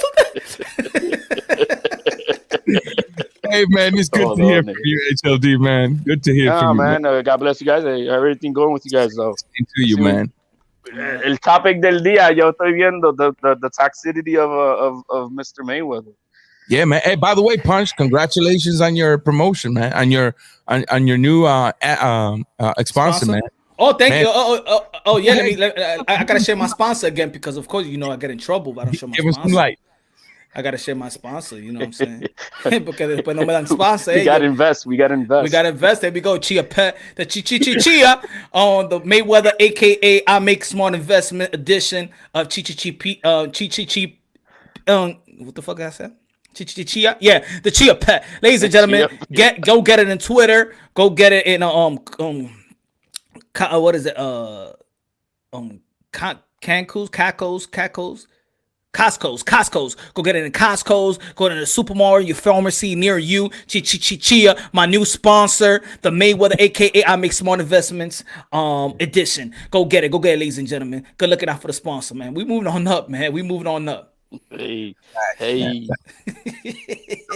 So Punch, what do you think about the move from you think it was a smart move moving the Teofimo card to the 19th? To be honest, I think it's good. I'm not gonna say it's smart because to me, in my opinion, and I expressed this to the Lopez, I say, yo, if Floyd Mayweather gonna bring all these people to Miami anyway, those people might just want to go to your event on Saturday because you already know if you're going to Miami, you're gonna go on a Thursday or on Friday. You're gonna land. So it's gonna be popping Triller, and let's not forget, it's just not Teofimo Lopez, it's Evander Holyfield, and it's also the plethora of entertainers that's gonna be performing. You Facts. feel me? So it's gonna be a show. So why not have it? So I was saying take advantage of even the Floyd buzz, and Teofimo Lopez just has to be out there promoting, and is creating his buzz on the same weekend. Yeah, I think yeah. so in my opinion, I don't know if it's smart to put it in another day. I think they could have took fully advantage of this day as well. But then you're gonna have to. It's almost like you remember when 50 Cent and Kanye West dropped that same album that same day, and it was like a challenge. Yeah. Yeah. Yeah. And I think that he could have done that. Now, I'm not saying he's gonna go head to head with Floyd Mayweather, but he had to be clever in promoting. And I think that he would still do good. He would have done good numbers. I personally, I kind of disagree to a certain levels, because, man, you got to think of the fact that you got to think of the fact that, you know, there's some people that their pockets is still hurting a little bit, and I don't think that they would have been able to afford a double ticket entrance. You know, I'm gonna go Saturday to the Teofimo, and then Sunday to the Floyd Mayweather. No. I said I did say it compromises the box. It compromises the pockets of the boxing fans. Okay, I didn't hear that. I didn't hear that part. But man, I just think to begin with, I think it was a low move. That Floyd is not, at least in my card, he ain't scoring himself any smart points by doing these moves, man. It makes no sense. It makes no sense. Oh, my fault to cut you off. And But, it's clear like you're after, you know, you want to cause some sort of damage, because you got your guy on Twitter talking about, no, we taking over. And what's your Teofimo Lopez nickname? The Takeover, right? Mm-hmm. And then you're sabotaging his day. Man, you messing with the man's food, man. You're messing with that man's pocket. Yeah. So I mean, I don't know. That's not a smart move. It's not smart sociology, social aspect, you know, on the social aspect. It's just not smart. Yeah, he did it, and this is not the first time he did it to Cotto, and he did it to sabotage the promotional momentum of Triple G versus Canelo Alvarez 1. He know what he's doing. Yeah, he know what he's doing. Yeah, I mean, like I said, he's a narcissist for attention. Mm-hmm. There's a lot that goes behind that narcissism, but I agree with Punch though. I think it was a mistake that he moved. He should have stood his ground. And he should have just keep on promoting the hell out of his fight. His fight was going to be a day before Floyd's anyways, wasn't it? Yeah, the 5th. See? So, I mean, you know, you got to take advantage of that in itself. I'm the first one coming up. So, you know, who's going to then want to then spend their leftover money for the other fight? See what I'm saying? So I think, like Punch was saying, I think he should have stuck his ground and yeah, proved that he is the takeover, you know what I mean? And then, but they played it safe. I think they played it safe, but that's safe now. Now, if it bombs on the 19th, you know, now it's all on him. You know what I mean? Now he can't say that it's because of Floyd. You know what I mean? So it's kind of like a double-edged sword. Yeah. The only thing is if he was gonna get some help promoting, but that's what I mean. That he had right now he should put his big boy pants up, and I'm talking about promotional wise. And I think he could have capitalized because him and his father know how to promote. Yeah, and they could use Mayweather's name into like, yo, you hating on us. He could use that exactly on the same. And you know what, though, Punch? You know what? Also, I mean, this fight, when you look at the opening press for this fight, it already started heated. I mean, there was a lot of buzz on Instagram because Kambosos and Lopez, you know, sort of went at it, and Lopez taking his shirt off, and Kambosos using those, you know, those stilts as shoes to make himself taller than, you know, it had a good spark to begin with, you know what I mean? But at the same time, yes, the double ticket entrance could have been an issue, HLD and Punch. And not only that, man, it doesn't matter how good how good you are at promoting. Here's the other thing I want to dive into a little bit. Look, I don't like the Paul brothers, but what I'm not going to knock off these two dudes is these two dudes know how to promote themselves. Okay, look at what's the one that took the hat off today? Jake What's Paul. his name? Jake Paul. Look at Jake Paul. He's in at UFC fights, getting into argument with Daniel Cormier. As a result of that, his name is all over Instagram, Twitter, Facebook, videos after videos, million hits. Right? What is he doing now?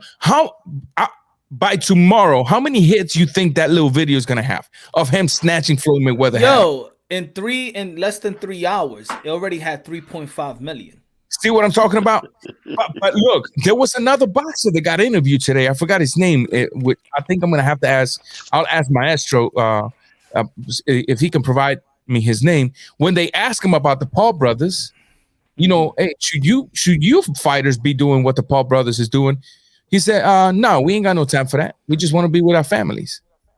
Yeah, but then you complaining you're not getting enough promotion. You complaining that you're not getting enough exposure, enough money. You know, yeah, we got time to be with a family, but grab your damn phone. Grab your phone. Get on social media. Throw a little video, something. It's from your own home. It's not going to take you 8 hours. You know what I mean? So I don't like the Paul brothers in boxing, but I think they're setting an example for those that are lazy when it comes to promoting themselves, because this is a different era. Yeah, and this doesn't depend on your promoter anymore. Exactly, and this is why I did put on the community. I said true or false. Like, yeah, is this embarrassing? Is it embarrassing the way it went down today with the stage that was effed up? It was, you know, does it embarrass boxing? Does it take away from boxing? But the people in the sport of boxing is not doing anything about it. Right.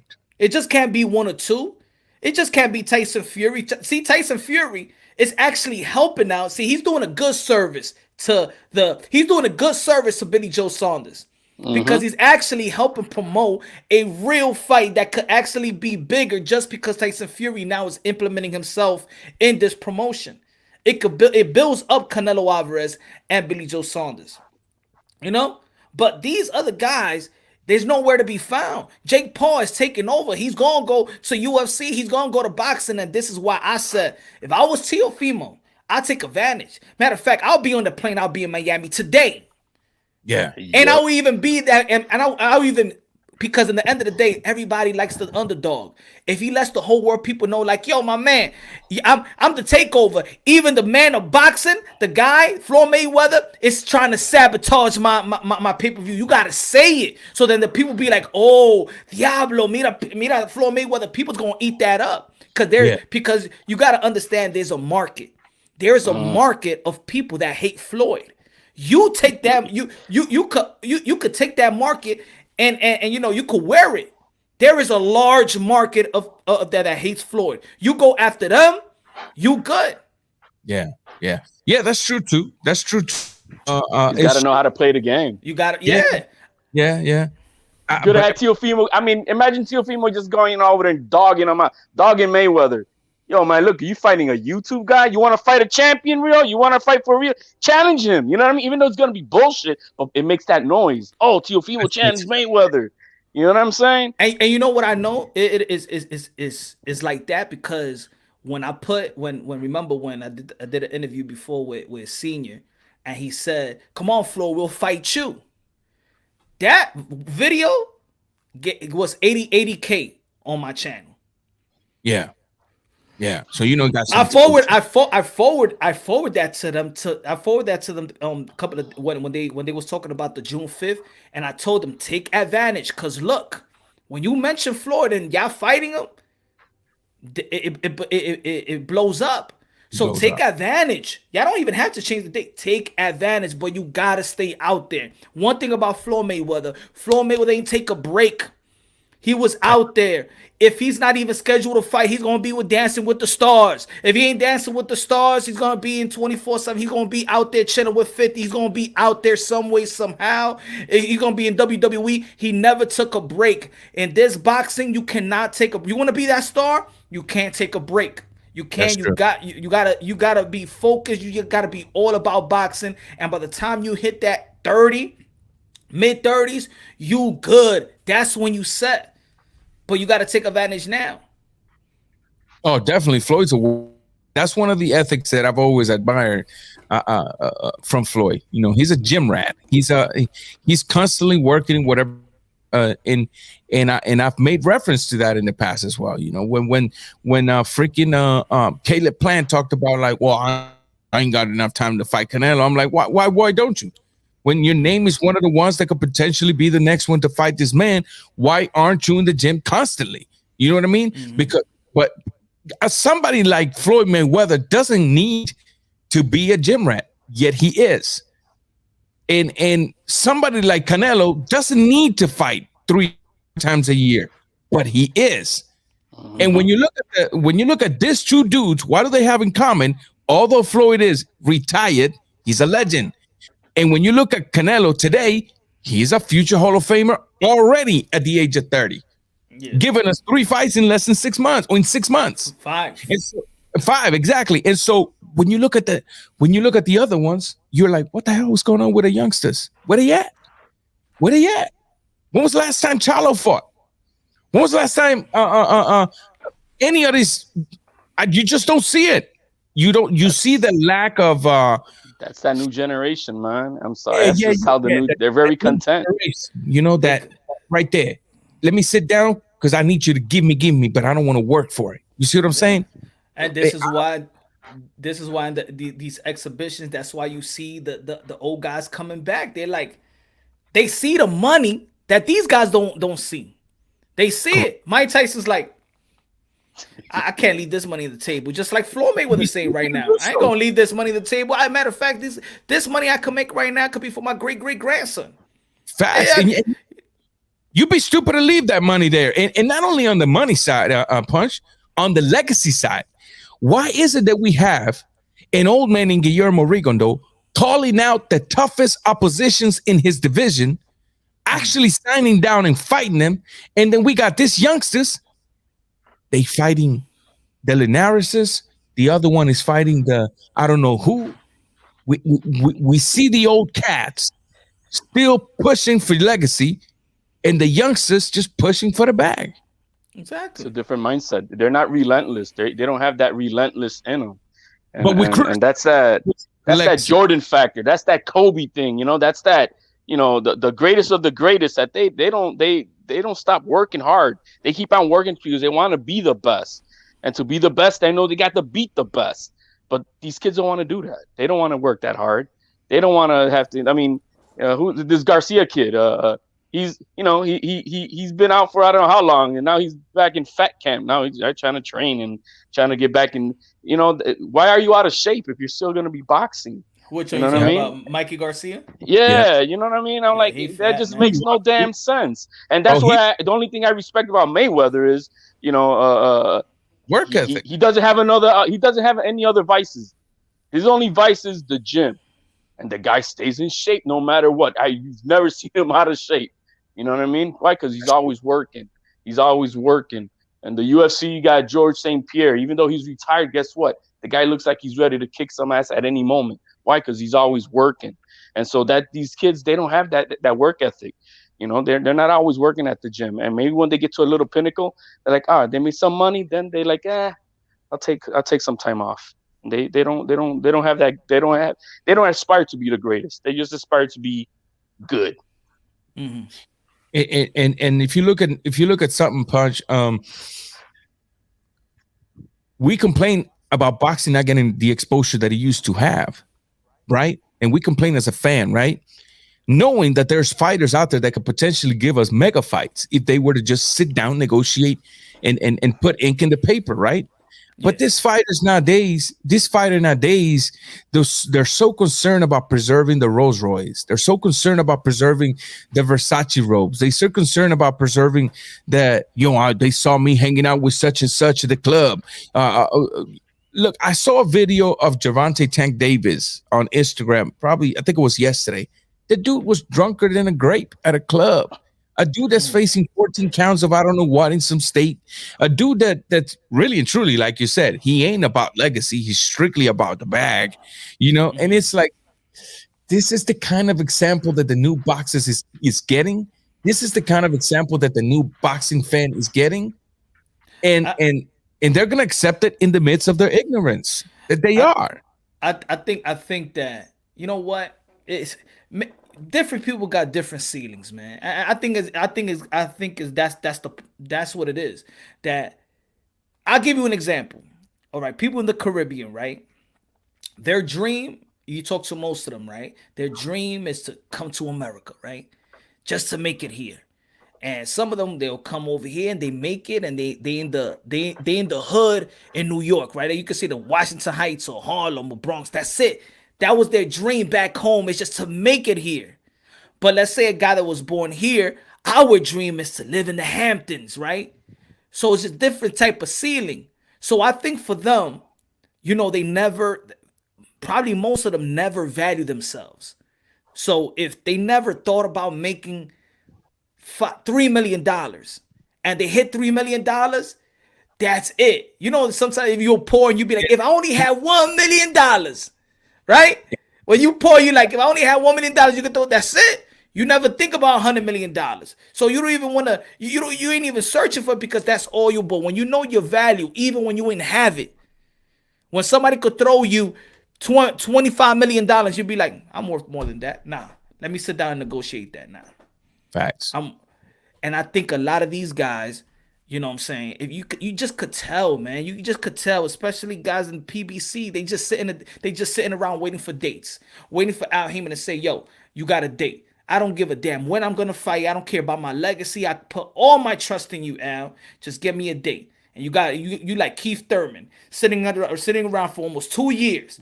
I'm just waiting on a date. Get waiting on a day and a date. Go get your date, my brother. You're running out for a purse. Correct. So y'all come out, man, hungry and willing to get legacy and all that, and now you just sitting around waiting. How they're gonna get better at anything? You know what I mean? They're not. Correct. They reach up, like you said, they reach a pinnacle point and then they're done. And they do that either by their gains of their money or by what their skills are at the moment at the gym.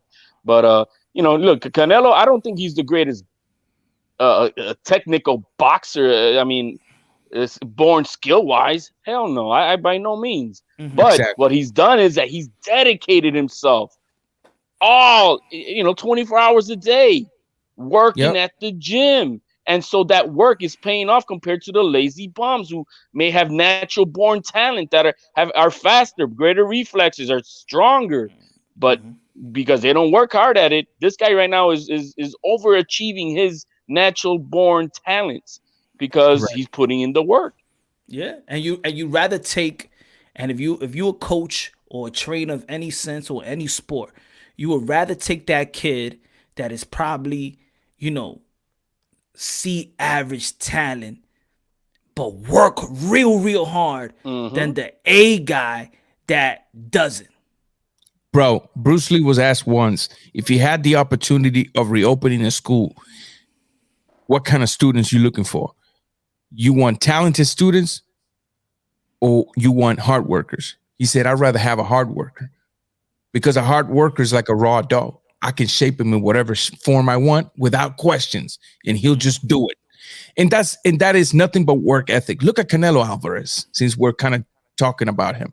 He ain't had no extensive amateur career. He started at 13, became a pro at 15. Learn on the job.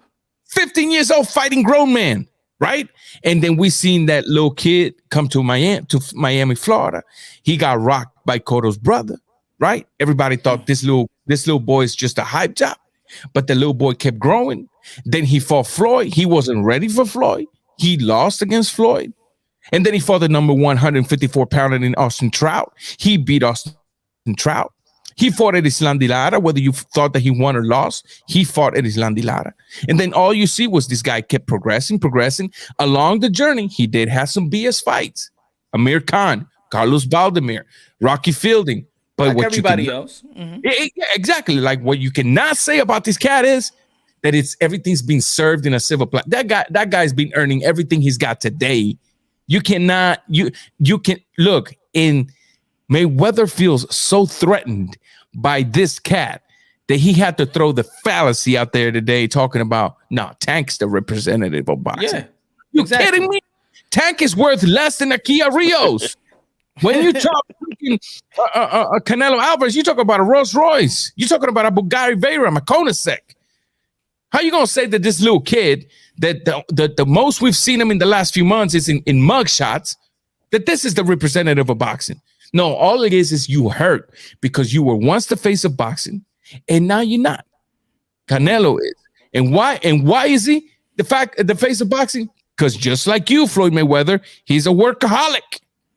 Yeah, that's it. And I don't know, and I think that he should, because he always preach hard work, dedication. Yeah, he preaches that. Why don't you just give props that actually do what you preached?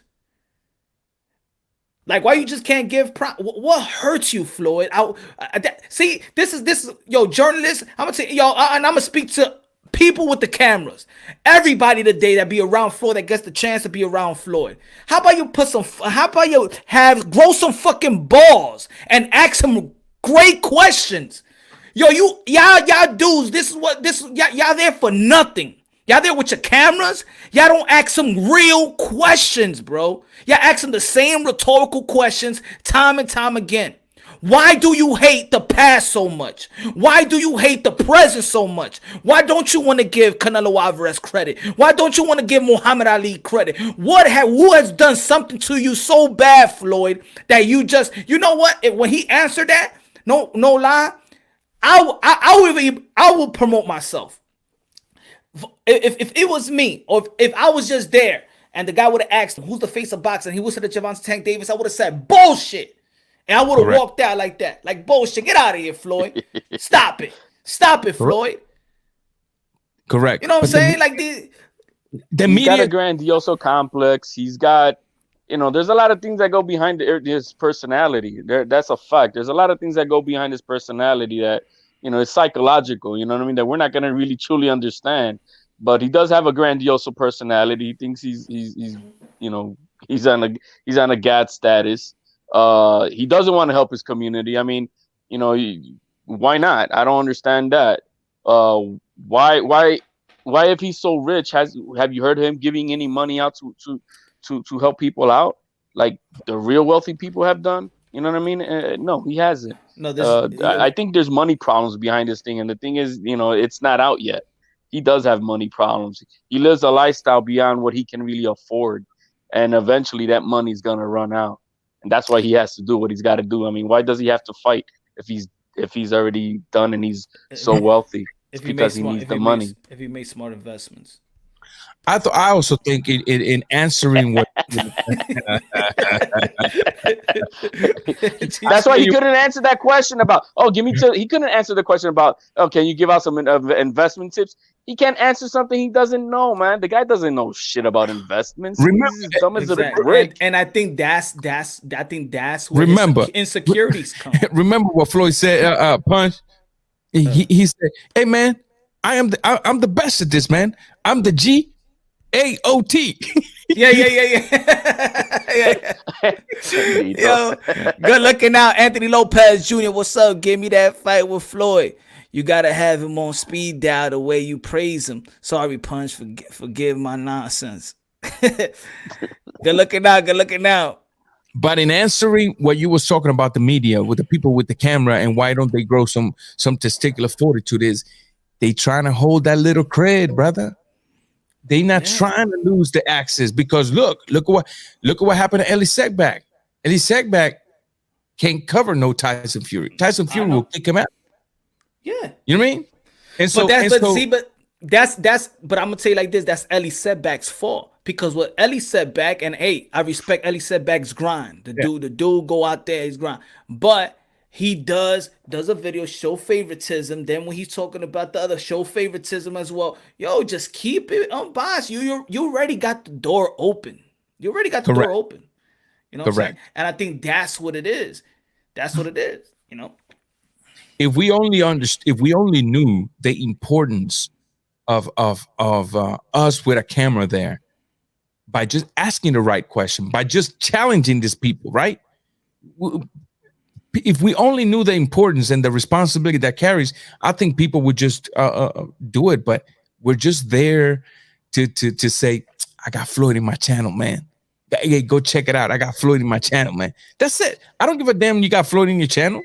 I want to hear Floyd challenge. I want to hear Floyd answer hard questions if he can. I want to hear Floyd, you know, when he says some bull crap like Tank Davis is the face of boxing, be like, I want to ask him what Tank pay-per-view numbers are. Yeah. Because look, last I heard, Errol Spence was the PPV king. But now we're talking about this guy's fitting to put 70,000 people in the stadium. Mm-hmm. And those are the nonsense that need to be challenged with facts. What you know what I mean? He should easily be like, and be like, also, Mr. Mayweather. So Tank is the face of boxing. So why won't you put him on the same date that Canelo Alvarez is fighting? Put him on the same day. That would have been good, yeah. That would have been good. Put him on the same day. Put him on May. Why won't you put May 8th? I mean, hey, Mario Barrio, you know, little Mexican there, you know, you could sell more. You're the face of boxing. Yeah. I just it's crazy. And I don't want people to think I'm like talking bad about society. I'm just simply stating a fact. The majority of society have a certain level of ignorance when it comes to the sport of boxing. They are guided based on hype, right? Based on noise, based on what's cool. And all of these people is taking advantage of it. And they playing with you. Look, they are playing with you. They playing with your money. And all they're selling you, it's a hype. Like, y'all remember that YouTuber? I forgot his name. He would go with like, boop, but he beat bop, but I'm not a rapper. Y'all remember that? Nah. No. Damn, we leaving him on an island, right? Yeah, he did like rap battles on the street, and he would be like, I think I see something like that, but I don't know if I saw it on Instagram or I don't know. I saw it on YouTube. Okay, so so the point I'm trying to make is this kid, he would do no rhymes, no bars, no nothing. He would just be like beep, but he beat bop, and everybody will go wow. That's what the boxing world is selling y'all. That's what some of these people is selling y'all. You know, they trying to tell you that this kid is the face of boxing when he ain't done nothing. He ain't doing nothing, but the crowd's going and that's the part of the entertainment too. You know what I mean? That's where they're slick and they're making, you know, I mean, it's not that they're trying to sell them pure boxing, they're selling them entertainment. You know what I mean? Yeah. At that point. And that's what they're gonna that's what they're gonna say in the end. Oh, we selling entertaining. We selling entertainment. Man, let me tell you something. I gotta have a little bit of quality fighting as well. I can't just have no entertainment.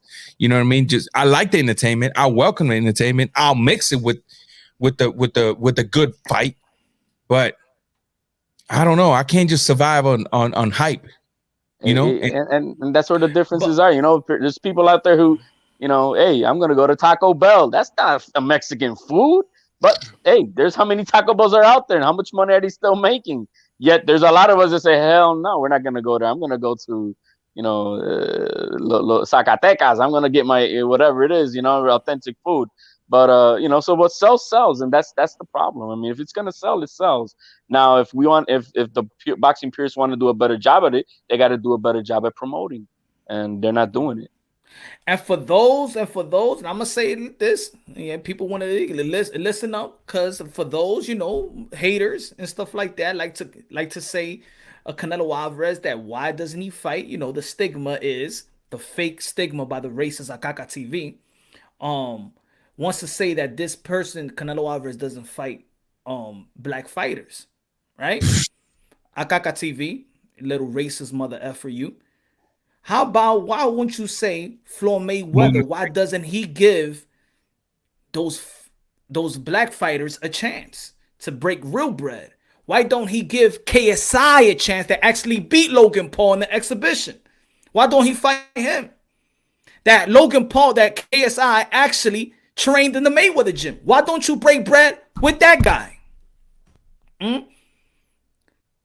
But he's making the Paul brothers. See, the Paul brothers are doing good, right? The Paul brothers are doing good. Yep. But you enhancing the Paul brothers now. Correct. Because anybody that you could get in the ring with, it's gonna be good. It's gonna be good. You're gonna sell, but yet you also breaking bread You know what I'm saying? Why don't Akaka TV say anything about that? Bro, but you got it. But go ahead, you got a super chat. Akaka TV need to make my chopped cheese already. Good looking out, Ring IQ Boxing Talk. Everybody subscribe to Ring IQ. Everybody subscribe to Ring IQ. Yeah, Akaka TV, little racist mother effer. Moonific. He's a moonific. He's scared. Come out your little bubble, you broke Aladdin. I told you he ain't gonna. Anybody, Aladdin was broke anyway. But I'm moonific. That's the new. That's the new. moonific. That's the. Dude, Akaka TV was saying, "Oh, I'm fasting, and then after that, I'm praying." But yeah, he's hitting me up while I'm live, and I'm saying, "Jump on the live, jump on, let's debate." But he's saying he praying, but yet looking at Punch Drunk. I ain't know that looking at Punch Drunk boxing is praying to Allah. I ain't know that. Akaka TV. What was it that he told you about me? You said, "Oh, and I'm gonna tell you what he said about you, Rob." You remember? He said something. He said Ranger. He said, "Damn, I forgot. I still got it over here."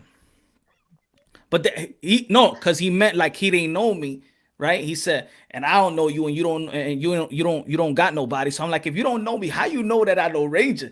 You must have been to some interview. I mean, you must have went to some stream to look, and then he found you on one of my streams. How you know? You don't know me. So you got into it with him, man? I didn't know that. With Akaka TV? Yeah. Yeah, man. Akaka TV. I missed a lot then. No, you missed a whole lot. I thought you was like hanging by dear life with COVID or something, bro. I thought you was gone, brother. No, I told Ranger about it. That's why that was the smartest thing for me to do is went earlier, because I know what he was going to do after. 11:55 was supposed to be the debate. You jumped at 1:10 anyway. But 1:10 a.m. But notice what happened. So he deleted he deleted that video after yours immediately. He ain't kept I know it. he didn't keep it, but I saw it. No, because he's dumb. That's why. Because he was trying to say that he has a big arena and I'm the YMCA. So he didn't want to jump on my channel because he feel like, why won't I go to his channel, which is a bigger platform? He's not gonna come. Why does he called himself like a star? Why he want to come to YMCA, right? Because nobody follows me and stuff like that. But then when I'm going live and he's messaging me, 600 people is there. And then he goes live later on and he tops off at 158. You topped off at 500. He topped off. This is his live after my live. This is his live, but he didn't want to jump on my live. He didn't want to jump on my live because he says I had no people. And then he had to sick his boy Bill. And then he had to take he had Billy with him. I missed out, man. Oh man, it's still up. It's still up, though. It's still up. Akaka TV, Akaka TV, easy work. Billy's still up, bro. Hey man. Hey man. Arabian night, like Arabian day. Come, motherfucker. Come to this cage, motherfucker. But hey, so is it official that Teofimo he moved his date, or is it still in the works that they're gonna move it? No, I heard that they moved it to the 19th. They say they're going to move it. Come on, Akaka TV. So still in the talks, so it's not official. You don't want, you wanted to see your boy Ranger. He's right here. He's right here. Akaka TV. I know you looking, so tell me where to send you the link. You can jump right in. But Punch, he didn't came, I think, because he smelled that I was gonna jump in. He didn't know.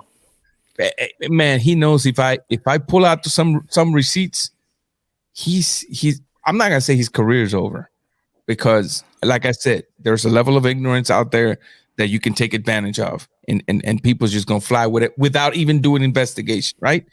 But I don't know, man. One thing Don't even and you know what? Don't even pull out the receipts now.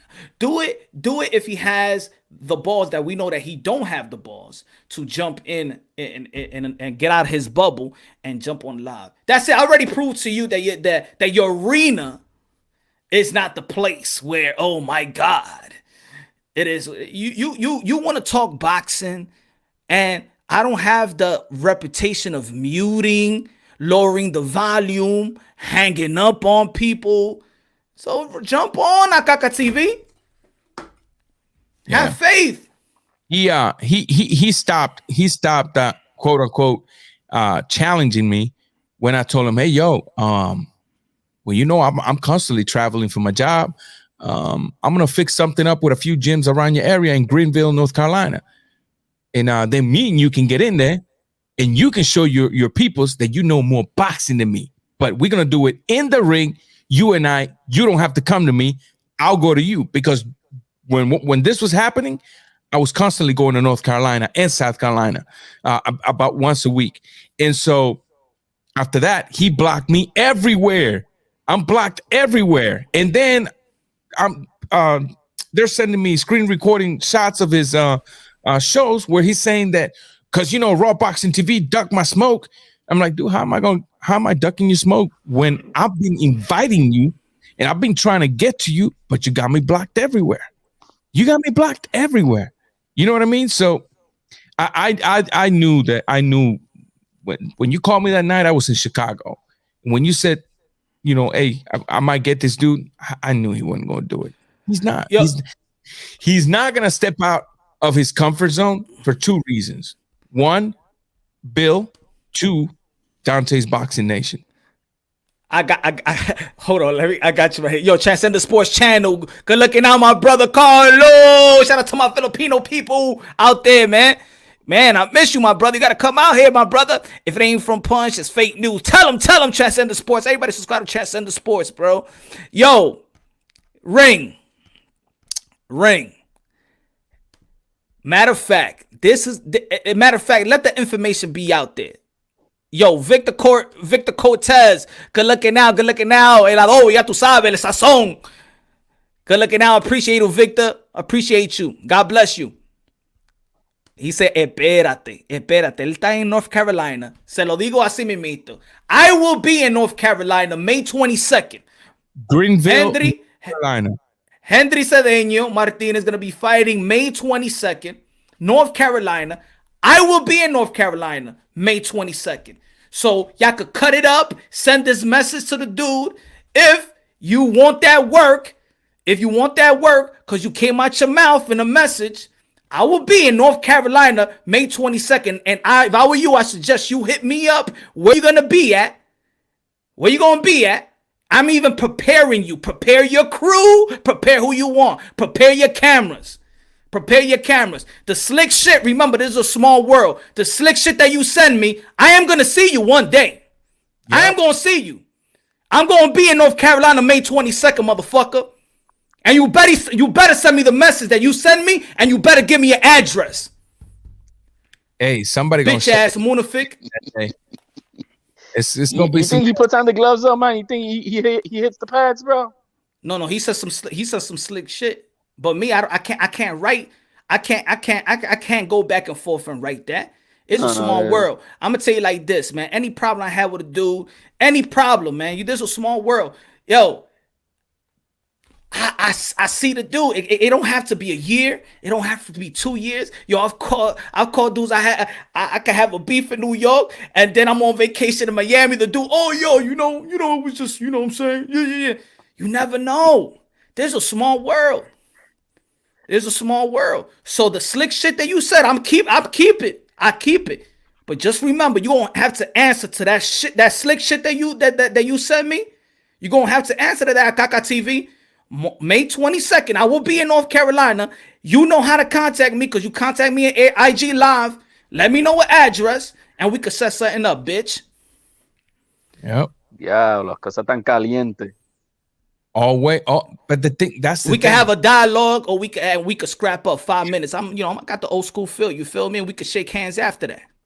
But HLD, this is what I try to tell some people, man. It's like you can get behind a camera, and act tough. You could be a pit bull behind a fence, bro. But you got to make sure that when the gates is open, you remain a pit bull. If you truly a Chihuahua, just barking through a microphone in an amplifier, trying to make yourself, sound like a pit bull, you got a lot of issues coming your way. You know what I'm saying? And that's exactly. These guys don't want that work. They don't want that work. They don't even know what that work is, man. They've never been even smacked in their lives, probably, man. So let alone get into a full-out fight. They don't have the stones for that. The thing is this: I just don't appreciate the fact that we're so willingly to lie and be racist, right? But then complain about racism. Oh, such and such ain't get the light because he ain't got the complexion for the protection. You know what I mean? Blah blah blah blah blah. But then you got people calling your show talking about that little white boy from Mexico ain't no Mexican. Canelo ain't no Mexican, and you're like, yeah, facts, man. And you're acting racist as well. That's the kind of stuff that kind of blows my top off. You know what I mean? And the fact that I don't know if you knew HLD, but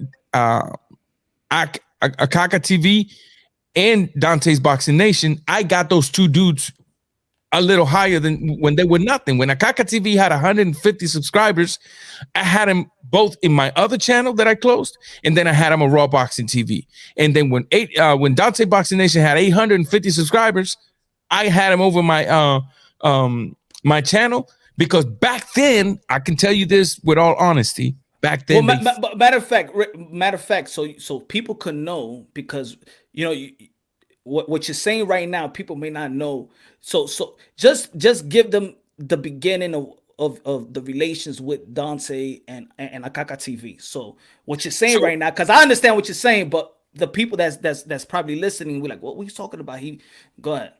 So when Akaka TV was starting, his name was Arab King in YouTube, and back then I had another channel that I closed, and it was pretty big, and it used to be called a Cuba, but I used to have a lot of interactions in that channel, and I said, you know what, I don't like it. Back then YouTube didn't allow you to change your name, so this was back in 2008, 2009. And right around 2004, maybe, I mean, not 2004, 2014, I said, I feel like a Cuba is too restrictive just for Cuban stuff. So I'm going to close the channel, and I'm going to open a channel with a more generalized boxing name, and that's when I opened Raw Boxing TV. And I was doing my videos about Nonito Donaire, Guillermo Rigondo. I'm breaking the fights. The videos are hot. It's a hot topic. And I started seeing, I saw Dante's Boxing Nation video. I said, oh, this cat knows what he's talking about. He's decent. There's a couple of there, but overall he's got pretty decent points. I hit him up. Back then it was really easy to send DMs through a YouTube. And I had him over. He had 850 subscribers. After that, I used to use a program called Ovo, OOVOO, right? And we used to do what we're doing right here, right now. Okay. And we just sort of blew up. And Dante used to call me all the time to ask me advice on YouTube. Hey, man, what should I do about this? Should I do about that? Right? Then Arab King was my subscriber. And, man, he was so active. He was such a fan. He sent me a gift, a box with 3 different hats. And the video's in my channel. The video's in my channel, right?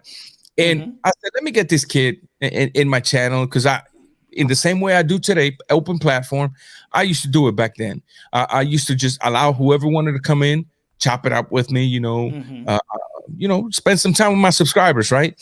So he came in once, and he started, moving on up in subscriptions. And I'm like, hey, Young Blood, you got to do your content, man. Start talking boxing. In the same way you comment, you got to put out some videos, even if they're like 2-minute videos. You know what I mean? And so he started doing it. And then I started getting them, both of them, in my channel.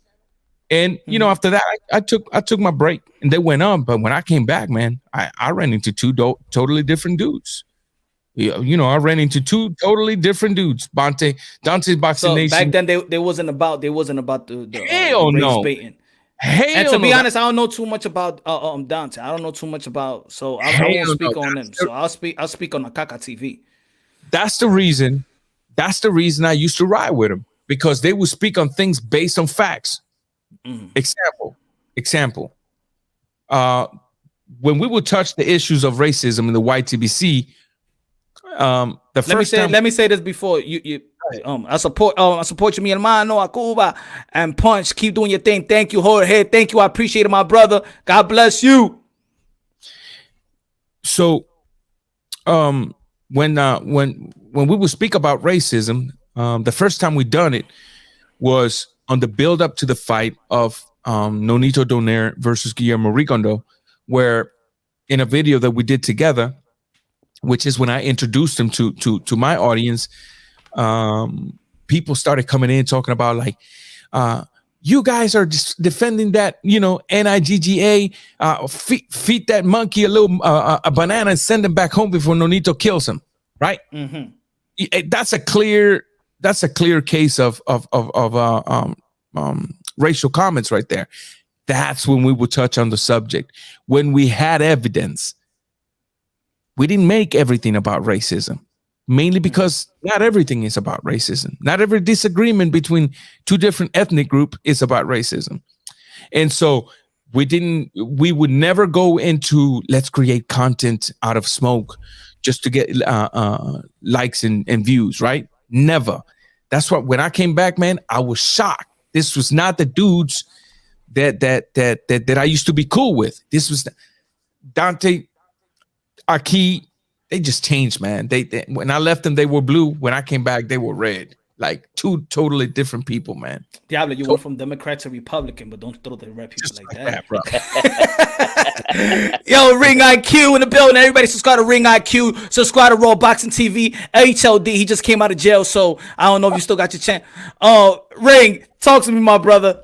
Esa gente son unos muertos de hambre, coño. Que no Pelagatos. Ellos no tienen conciencia. I was just saying that shit in the video I did. Like, yo, qué muertos de hambre son ellos para usar ese objeto para sacarle el dinero a la gente. Mamagüevo, coño. I hate them motherfuckers, man. Te voy a decir por qué me molesta el Aki. Because he looked like a motherfucker on 145th Street that used to be in, you know Harlem, Broadway, the clothing store. Uno de esos mamagüevos que por you, papi, I give to you the Timberland, papi, for 99. Like, yo, somebody gave you a hood pass, and now you trying to be like the Jesse Jackson of YouTube for super chat money, mamagüevo. I hate that motherfucker, though. I hate that motherfucker. He's a race and religious hustler. See, that's race hustler. Él lo está haciendo los dos. Yeah. Él no tiene conciencia, porque you can't, like, para mí, de verdad, ya se sabe que esas son cosas that really happen. There's real things that need to be dealt with. But for you to take a subject like that and misappropriate it so you could get super chat money, you fucking bum. You can't just talk boxing and get money. You got to do that. That's wild to me, bro. That's the only one who does it, though. I tell you that. He's not the only one. There's quite a few. A lot of big channels out there that's all they do is push the bullshit and use the race card to make their money. Sí, pero lo más malo es que también you can't see. This is the thing, right? Like, if you look at Punch's channel, this is what you got to notice, right? Punch might have less subscribers than, say, Aki, right? Aki got like 75,000, I think, or some shit like that, right? But I bet you that Punch, more of his subscribers spend money on boxing than Aki's do. Aki's subscribers son la gente that go to crack streams para ver la pelea por gratis, for free. That's the crowd that he appeals to. La gente que gastan dinero to either go to a fight or comprar una pelea at home. Those is the people that you would probably find on this channel as opposed to that channel. Because those is not boxing fans that them cats is talking to. De verdad, yo no sé quién son esa gente. I don't know who the fuck they are. Yeah. But they ain't boxing fans. Ask them motherfuckers about Nonito Donaire. They not gonna know what to tell you, bro. Exactly. Ask them about Kazuto Ioka. They not gonna know what to tell you, bro. They not even gonna know who the fuck that is, man. Yo, these guys wasn't even following the Chocolatito Estrada. But as soon as Estrada got the WBC franchise, now they know who Estrada is. No, exactly. Y eso que Estrada tiene años. Like, if I tell you, yo, you know Estrada and Quadras, they fought 2 times, right? You know that, right? You know that Quadras, he also fought Sorun Visa years ago. They not gonna know what the fuck I'm talking about. Oh. Yeah. Oh. Mira Caca TV when he was wet behind the ears. Mira ese fucking pendejo, yo, make me a chopped cheese. Let me get 2 loose on the chopped cheese. Since that's So what you don't want to call yourself what you. This is why I don't like him. He know what he doing. Like, yo, you don't even want to call yourself by the name that your motherfucking mother gave you. You want to be Aki TV, you fucking token clown. I hate that motherfucking man. So Raw, go ahead. So this right here is when I had them both together on my streams, and I told him, you know, I want to get both of you together on my streams and get you out there, get you a little exposure. And actually, Aki was a little nervous to even join because he would know. He was like, "Well, man, you think I'll be doing okay?" And I said, "Jump on in. Me and Dante will help you. And if you guys go back and look at this streams, I'm constantly having to rescue their argument. I'm constantly having to rescue their point, right?" Diablo, es por usted, Rod Boxing TV. Tú eres la culpa, coño, por esta gente. ¿Verdad? Es verdad. Ladies and gentlemen. But this is why they're afraid of you, Ranger, because Ladies you know that you put them on. And they know that you know things about them. Pero siga hablando. You know, siga hablando. Ladies and gentlemen, I would like to personally and publicly Look at the Miami hat. Oye, no, es cubano, no es cubano. for the cost to the white TBC. I apologize. As a matter of fact, apologize to the white TBC. Yeah, this is your chance to apologize to us. I would like to apologize to the white TBC for the damage I have caused. Rahim al Alhamdulillah, nashta ونخيك وحبنا Alhamdulillah. Sorry. Okay. All right. Okay. Bueno, te voy a decir algo. A long time ago, very long time ago, it was 4 years ago, maybe more. I remember I spoke to Dante. He was already a big channel by then, but he offered to buy, it was him and Nesta Gibbs, because I talked to both of them. Mm-hmm. And they offered to buy the relay, and I was like, nah, I'm good. I'm gonna just do my own. And I wasn't monetized back then either. I wasn't even trying to make money. I just like editing. I just like editing shit, period. Like, I did it as a hobby when I moved away from New York, because it was like, yo, my life got slowed down. I'm doing the dad thing, doing the family thing. I ain't outside like that. So it's like, I need a hobby. I need something to do with the energy that I got. Mm-hmm. So I was just editing. All my people that I watched boxing with and shit, they was back up north. So I ain't had that. I didn't have my people with me. So I'm like, yo, I'm going to just do boxing videos. I love boxing. I done followed it for many, many years. I'm going to just edit videos because I already know how to edit anyway. Like, fuck it, I'm going to do that. And I remember Nesta hit me up. He offered me like an amount of money per episode or some shit. And I don't got nothing against Nesta, really, even though I don't agree with a lot of shit that he do. But I don't got nothing against him. I always respected his hustle and his work ethic because he you know, he's self-made, and I got to respect that. Yeah. The same with Dante. Like, Dante hit me up once. That was about 4 to 5 years ago. Same shit. Like, yo, I think he offered me some money for the episodes or whatever. Mad long ago. And I'm like, I didn't realize it then. Like, yo, what y'all do? Y'all doing that Klitschko shit. Like, you know what Klitschko used to do, right? Anybody who had promise, he would bring them into his camp so he could study them. For when that moment that comes later that they got to deal with them, they already took you under the wing and they know you. Yeah, así fue que I took it that way because, like, I had bread already. Like, I don't need money for episodes. I'm doing it literally as a hobby. Mm-hmm. It wasn't until, I think, last year that people kept telling me, like, nah, monetize. You deserve to make some money for the shit you're doing. I'm like, I bet I'll do that. And I did it. And I was like, yeah, the money's all right. Shit, I made $300 embarrassing art, man, in an hour. Ese episodio de una hora, 300 tablas, just to embarrass this dumb motherfucker. Yeah. Like, you know what? This ain't half bad. It's gas money. Good gas money. That though. But I never forgot that shit. And I always looked at them a certain way. Like, so is this what y'all do? Is this why I see why the panel's always changing? Because later on, people started telling me, like, nah, man, they'll get guys on there and then issues will arise and then they'll change the guys. And because I didn't even notice this motherfucker till like last year. And I'm like, yo, who fucking mans is this? Be like, what you trying to be, the DJ Khaled of boxing? The fuck out of here, man. Fucking clown, yo. Like, get the fuck out of here, bro. Like, IQ. When I left the YTBC, So I took a long break. When I left the YTBC, Dante calls me and he's like, yo, Ranger, I got a question for you. I said, what's up, man? Hey, I got this white dude that's offering me an opportunity to be a part of his radio station, alltalkradio.net. What do you think I should do? I said, bro, go for it. What do you mean? What do you think I should go for or do for it? So he goes for it. And if you go back to his archives, he used to call me all the time to translate for this fight. When he had Chris Algieri before the Provatnica fight, he was like, man, I need you in there because Algieri is a very technical boxer, and I need you to go in there and ask him them questions that, you know, I was in there too. You could hear it.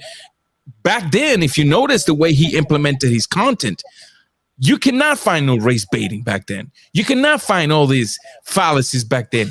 The shift happened somewhere in between after he started getting all the views from covering the Mayweather Pacquiao. He called me. He's like, yo, Raw, I got 10,000 subscribers over the weekend. I was like, damn, dude, that's good. That's good. He was like, man, we're doing it big. I said, you doing it big, man. I'm done. I was seriously done with YTBC. Matter of fact, I stepped out for 6 years. And I come back and this is what I find, man. Pero tú sabes lo que, manín, tú no te puedes preocuparte por esa gente, porque, and I say it all the time on my channel, no matter how many subscribers they have, right? Those is not the people that spend money on boxing. Por 200,000 subscribers that they have, right? I guarantee you 95% of that 200,000 does not spend money on boxing in terms of the zone, ESPN, ESPN Plus, lo pay-per-view, yendo para la pelea. ¿Por qué tú crees? Por más humo that they blow up people's ass about the Charlo brothers, what were their pay-per-view buys? 100,000. So you literally have more subscribers on your fucking YouTube channel than bought that pay-per-view. But you're always blowing smoke up everybody's ass about these guys. What that tells me in the numbers is that, yo, no matter how big your audience get, all your subs is bums, bro. You don't buy fights. Exactly. Like, I don't know how much fucking money I spend on fucking boxing every month, but I spend a lot of money, you know what I mean? So it's like, even if your audience is 300,000, 400,000, 500,000, you with the Dream Stream crew, bro, you don't represent the demographic that pays money to either see boxing at home or be at a fight. So it don't even matter what the fuck you talking about when you think about it. What does it matter what you tell your subscribers, right? When your subscribers don't spend money on boxing, it's not going to have no. Why you think Glovegate? That didn't go nowhere, bro. Exactly. If that was the paying public getting behind that and saying like, yeah, man, need to be an investigation, bro. Fuck around, it would have been one. Fuck around. But because it's y'all crack iPhone motherfuckers, ain't nobody listening to you motherfuckers, man. Nobody listening to y'all. Let me get this. Spotlight fight 1, 2, 3. Yo, the thing that pisses me off the most is how much he calls people casuals. Like, my guy, that's all your fans. Keep doing your thing, Punch. Good looking out, bro. God bless. God bless. Yeah, man. I don't even like to even use the casual words, because to be honest, casuals don't affect boxing in terms of negative wise. They just come around when it's time, when there's a big fight. I think just come around. I think the people that the 96 Yankees had casual fans, man. Every sport has casual fans. Like when the fucking Eagles won, Eagles won, everybody was a fucking Eagles fan. In 96, when we had Wade Boggs and Charlie Hayes and Andy Pettit and Mariano Dunca, everybody was a fucking Yankees fan. Every sport has casual fans, even boxing, right? Boxing has I don't hate casuals or nothing like that. I just don't like when they talk to me like, yo, déjame quieto. I don't want to argue with you. Esta vaina, déjame quieto. I want to argue. Déjame quieto que no te hagas loco. Pero mira, in the chat que ya me said que to call him. Yo, I'm doing a live show and I've been doing a live show. What he needed to do is come over here. Eso es lo que él hace. Ese tipo es un pendejo. Ese tipo después de que to go to his channel. No, you come here. I'm already live, bro. Come here, my brother. Manín, él quiere controlar. He like, yo, not for nothing. I don't know how many fucking people's channels I've been on over the years. It's like, yo, why would you be nervous? ¿Qué clase de pendeja es esa? No, yo no voy para allá. Yo, I can't imagine how you are in real life then. If that's how you like if that's how you act on the internet. So you probably be scared to death in real life, right? Because that's what that tell me. It's YouTube, bro. It's a conversation, bro. Ain't nobody gonna hurt you. Ain't nobody gonna do nothing to you, bro. It's a conversation. But you know what's funny, Ray? Yo, and HLD, bro. You know what's funny? That when they talk, when they want to talk about me, this is the shit that they say. That I ain't nobody, that I got no followers, that I'm a troll. I know that people don't pay attention to trolls, right? So when cuando Fagnon mentioned my name, dile que I'm stealing money from his mom. Manín, no abuse de ese tipo, que él tiene problemas psicológicos y eso se sabe. Ese tipo coge pastillas, manín. Ese tipo coge pastillas. But what you do? What you do to trolls? You don't even acknowledge them. Eso es como walking in the street in New York y hay un bong en la calle. You don't acknowledge it. Es un bong o in the subway. Tú te haces que tú estás durmiendo cuando vienes con ese bajo. Manín, ya deja el fanón quieto, que ya que cuando yo vi que ese tipo de verdad tiene problemas psicológicos, I was like, ay, Dios mío, yo ni sabía que ese tipo está tan pasado.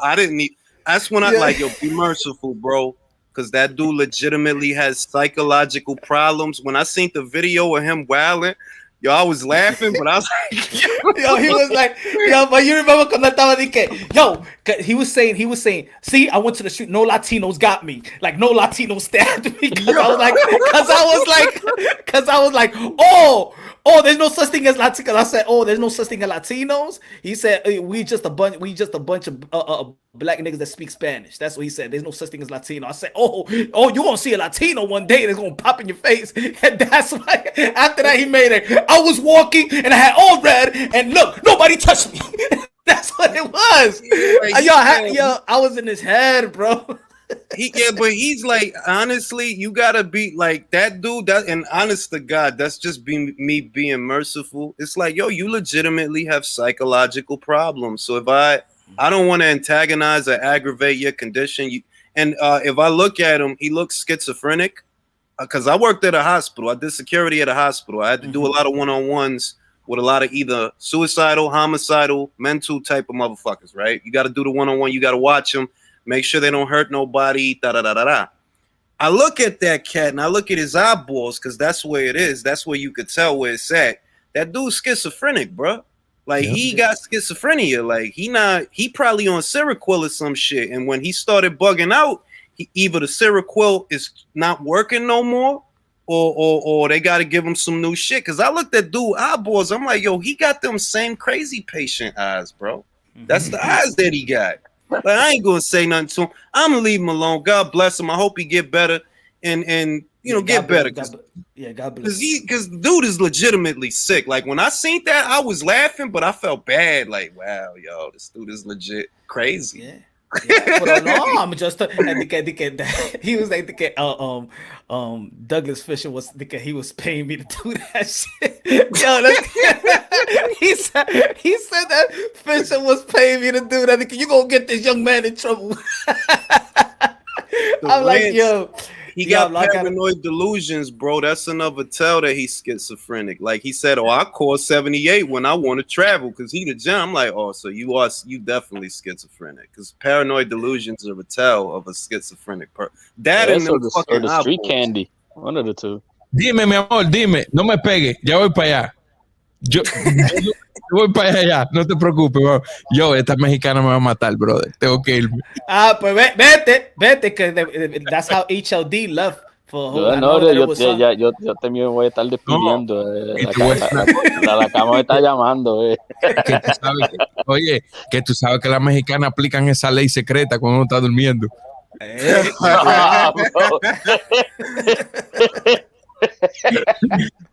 Mi gente, tú te metiste un lío, bro. Pues vete con la mujer. Hey, shout out to the chat, man. Everybody have a blessed night. Enjoy the rest of the show, man. I'm out of here. Punch, I'll talk to you later. Ranger. All right, my brother. Take care. Right, hermanito, yo igual. I'm going to say, bro. About to go to bed too, bro. I'll holler at you, Punch. Man, thank you for coming through, my brother. Everybody subscribe to Raw Boxing TV. Everybody subscribe to Ring IQ. Good looking out, man. Thank you for joining, my brother. Hermanito. I'll be the last to say good night, man. Pues vete, hediondo, vete, todito. ¿Qué está pasando? Me están dejando solo aquí, Pues váyanse, coño. Bendito, man. Bendito. Pero no, mano, hey, man, I'm thanks for having me on, man, and God bless everybody on the chat, and hey, we'll keep on in contact. You gonna do a live on the fight this weekend or what? Oh yeah, of course, man. You already know I'm going live commentary, Canelo Alvarez, and shout out to Keyshawn Davis as well. Going to be in the undercard. Well, we'll be in touch on that. Well, manito, man, God bless, man. Keep on pushing. Everybody, good night on the panel. Good night, my brother. So, vamos a seguir hablando, mi gente, aquí. Porque me dejaron la gente ya, se fueron. Váyase, coños. Váyase de aquí. Pues besen. But yo, good looking out for the fellas, HLD, Roll Boxer TV, and Ring IQ. Chop it up with your boy. But look, in the end of the day, man, Floyd did what he had to do. Floyd had his career, had a luxurious career, made a lot of money. It's not about him having exhibition. I believe that when you put your blood, sweat, and tears, man, you should give the people the leeway, man. He risked his life for pure entertainment. I consider all these fighters modern day warriors, modern day gladiators. Consider all these fighters modern day warriors, modern day gladiators that put their life on the line for pure entertainment. So of course, man, make your money, but at the end of the day, also preserve the sport that has given you everything as well. I know that you put so much into the sport. I know you don't owe nothing to the sport because you put your blood, sweat, and tears into it. But also preserve it for the other people that's coming up. For those young fighters that look up to you. For that young fighter that actually looked up to you like a Teofimo Lopez and you cutting in. And you know what I'm saying? You could do better. You could do better, Floyd, because you could get this fight any day you want. You could do it on Monday, Tuesday, Wednesday, Thursday. But why tamper with that type of weekend? Come on, Floyd. You better than that. You got it all. You say you got it all. So it's not just respecting boxing, but respecting your contemporaries, of the people that's coming up that you know has looked up to you. I mean, I think, and Teofimo Lopez said it before when he was younger, you know, that was looked up to him. Even his father said that they took a lot from Floyd Mayweather. He studied Floyd Mayweather and things of that nature to get shit on. That's whack when you're the guy that you look up to actually shit on you when you in that type of position, similar position when you was a fighter. But at the end of the day, I hope, man, it turns out good for the Teofimo Lopez, George Kambosos card, and Evander Holyfields and Triller, and they probably move it to Juneteenth, which is still a good day and historic day. You know, Libertarian Day and Freedom Day. You know, so I think it's a good day anyway. But I think that Floyd Mayweather could do better. I don't agree with his statement as well, saying that Gervonta Tank Davis is the face of boxing. No, it's not, Floyd. I mean, come on, man. I don't know what it is with the past. I don't know what it is with the present, and I'm sure know how it's going to be with the future. I mean, you got to give credit where credit is due. You know, when you was the cash cow, hated or love it, everybody's going to be like you're the cash cow. If you're the face of boxing, everybody going to say that whether they like you or not. Canelo Alvarez is the face of boxing right now. I mean, that's when you're trying to say it's Tank Davis, and then when you're trying to say in your pound for pound list, Muhammad Ali is not it, and Larry Holmes is better than Muhammad Ali, and come on, man, come on. What is it? You know, are you trying to create a buzz, or you're going out there trying to be hated, but then when they hate it, then you tell the people that the people don't back you up, you know? I mean, it feels good being respected, yo. It feels good walking the streets without having security and let the people be your security. I mean, that's a real people's champion. That's a champion right there. So again, man, this weekend is gonna be a hell of a weekend.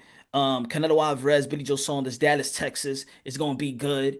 So yo, happy hour Thursday.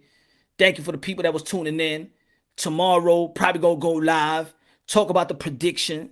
Talk about how who's going to neutralize who. What Billy Joe Saunders could do to neutralize Canelo Alvarez. Because I do believe that he could succeed in a lot of spots. I think that Billy Joe Saunders is going to come out blazing. I think he needs to sit down on his punches.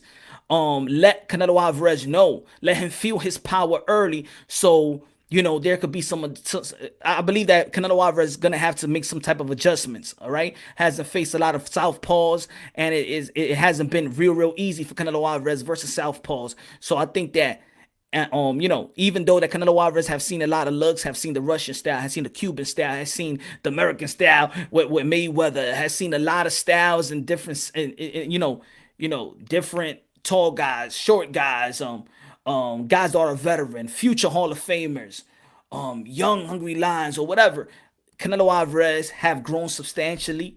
That's why I don't even talk about the Lara fight, or I don't talk about those type of fights when people feel like it was too close, or he won, or he lost, or whatever. At the end of the day, Canelo Alvarez have grown substantially in skills, have added more skills into the toolbox. He has grown a lot. Great upper body movement, great foot movement. Know how to cut the ring off, perfect. And he's very underrated in his defense. But Billy Joe Saunders as well got the reach, got the talent, got the pedigree as well. And I think that he could show some looks that Canelo Alvarez haven't seen in a while. So I do think tomorrow I'm gonna be breaking it down just technically, no bullshit, no side shows or nothing. It's gonna be strictly technical tomorrow. We're gonna break it down to a T on what Billy Joe Saunders could do to beat Canelo Alvarez. He got a chance, and he has a good chance to actually do something. But Canelo Alvarez, to me, is probably the most seasoned fighter right now in the world, the most seasoned fighter in the world, especially in his level, and I think that this fight is gonna go. This is how I see it, and I'm just gonna leave it at that. And then tomorrow we're gonna break it down technically. I do see this fight like the way I saw Kell Brook versus Earl Spence. That Kell Brook is gonna be doing good in the beginning, but we know that he was drained. We know that Billy Joe Saunders likes to go to fat camp, so I do think that Billy Joe Saunders is gonna do well in the early rounds, and then little by little, Canelo Alvarez pace and determination and how he's going to break him down is going to end up like that, in my opinion. It's going to be good. Both guys going to do their thing, and then Canelo Alvarez just going to take it away, and it's just going to be too much for Billy Joe Saunders, and he going to win in the I got an 11th round stoppage,